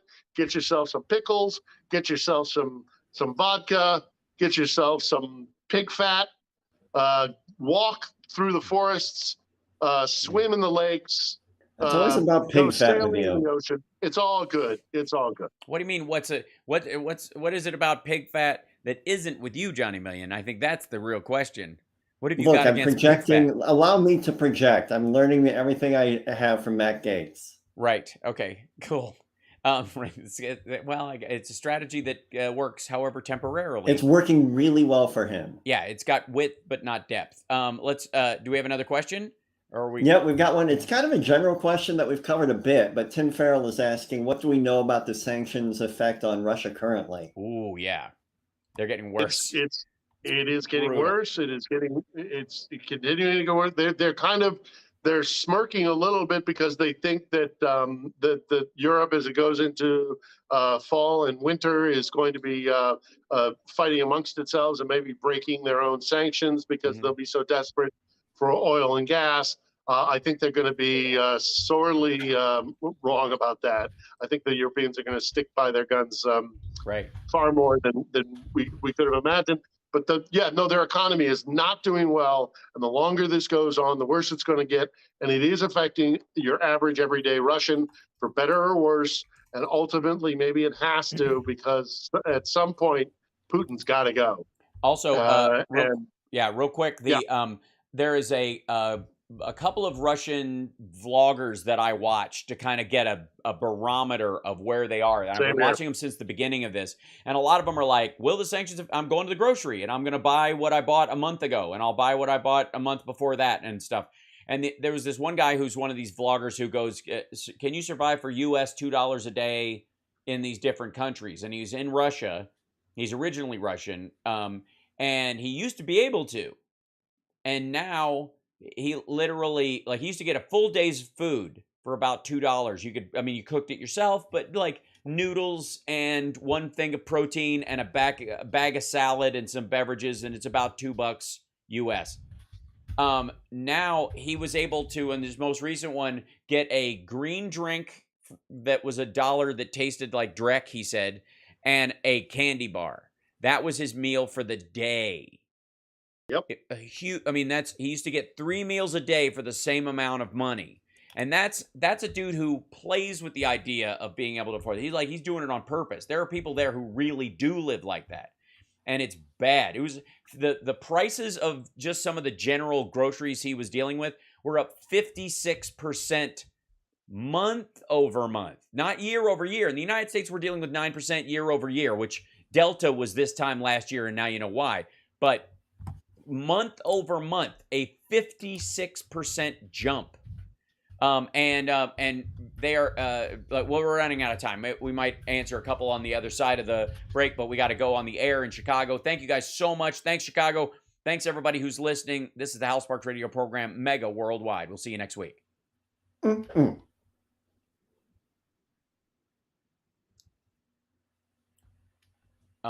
Thanks so much, Chicago.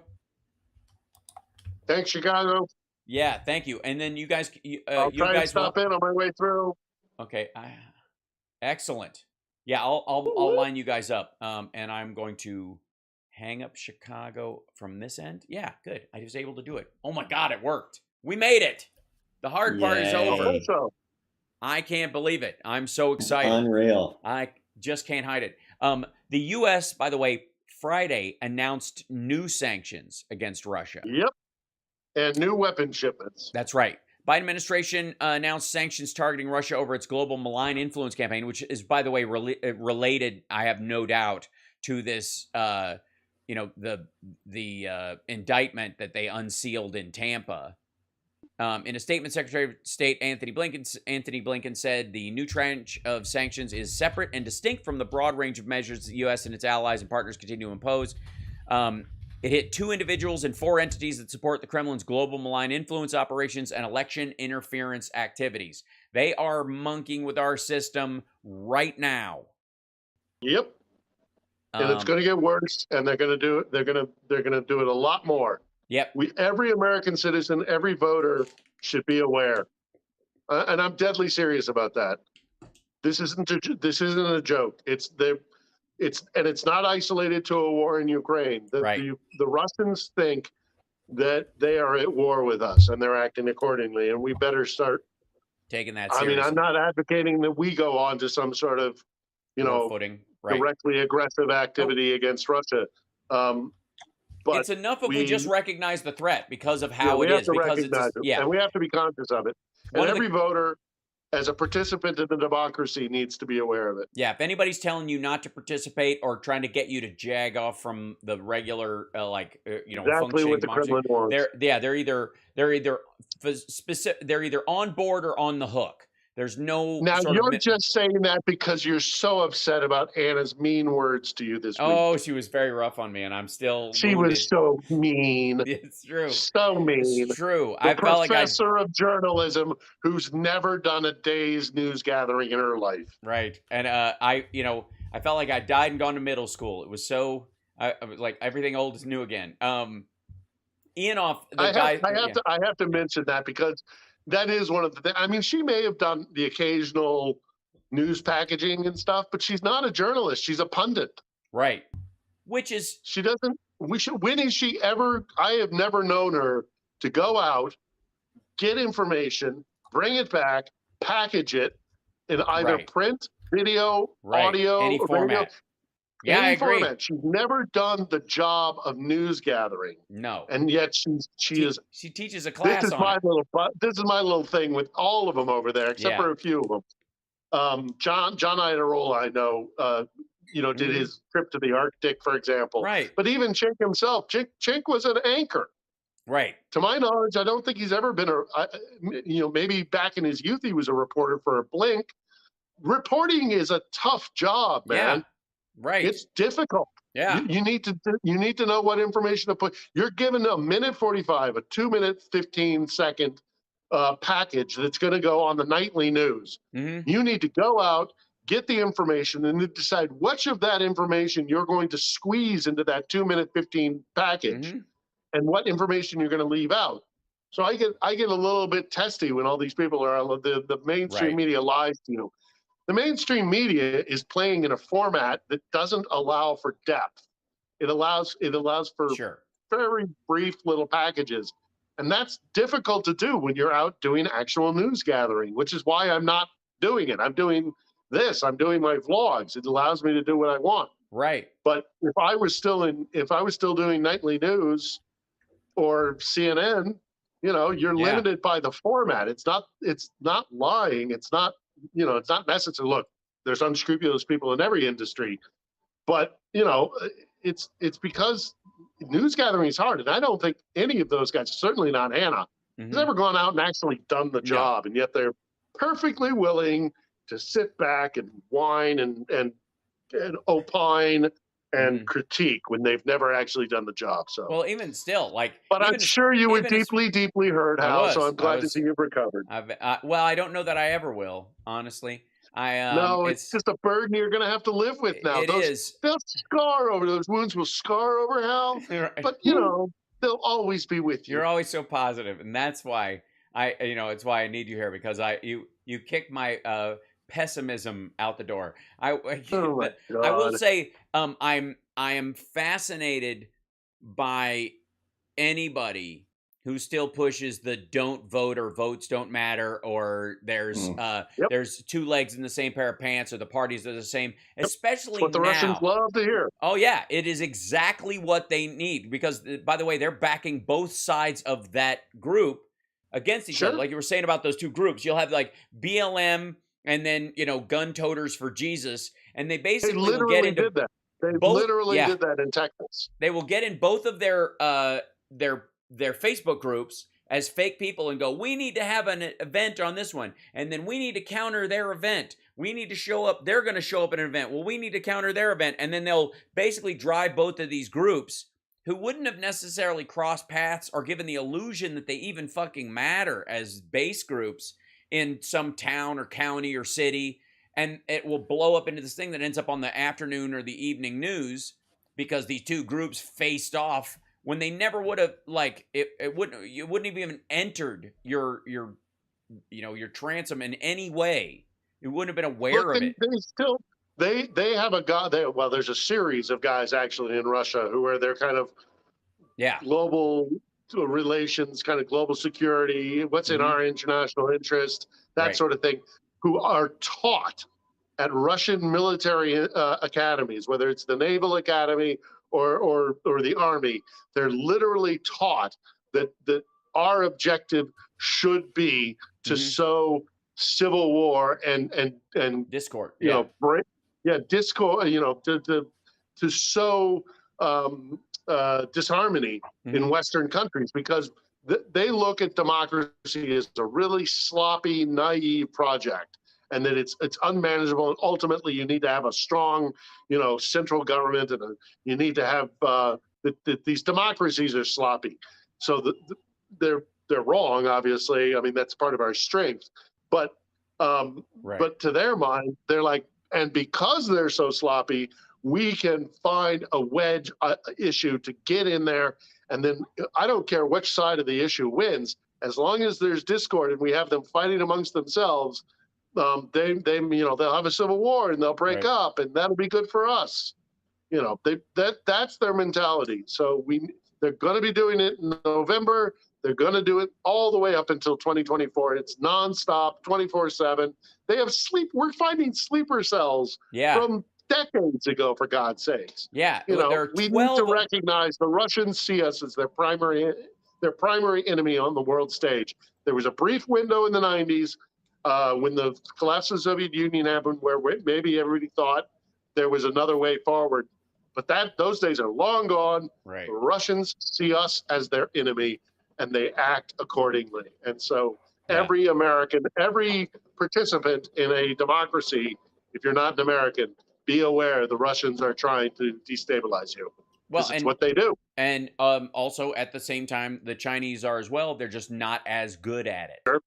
They just they're newer to the experience, and that's all. And they're quick learners, and they will copy, what the Russians are doing, note for note, and set AI bots on stuff, because that's the way they end up doing it. Is they use a lot of digital bots. That's why they're a little ham-handed right now. But one day they're going to get good, and that's where it becomes a real danger. I think they'll collapse before then, but that's another conversation for another time. But also the Russians have been studying us for, well, I mean, the Russians have been at odds with first the British Empire in the 1800s, and then subsequently us when we kind of took over the Anglo-American place on the global stage. Right. And they've studied us at least since 1917 or whatever it was, when we sent over the expeditionary force during the Russian Civil War.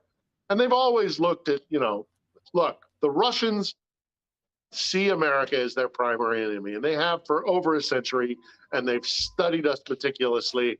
They're going to continue to do it, and they know exactly our fault lines on which to push our buttons, and we better be aware of it.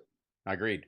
I'm going to let you guys go because I'm not going to play with fire, and everything seemed to work today. So I'm going to try and let us sign off like it actually worked. I'm very excited. Well, I guess the next time I see you might be in person in LA. I hope so. I insist. So travel safely. I want shirt sizes for you and your loved ones. I'm bringing Vishnivankas. Excellent. I'm a petite. And Johnny isn't. Johnny's a tall.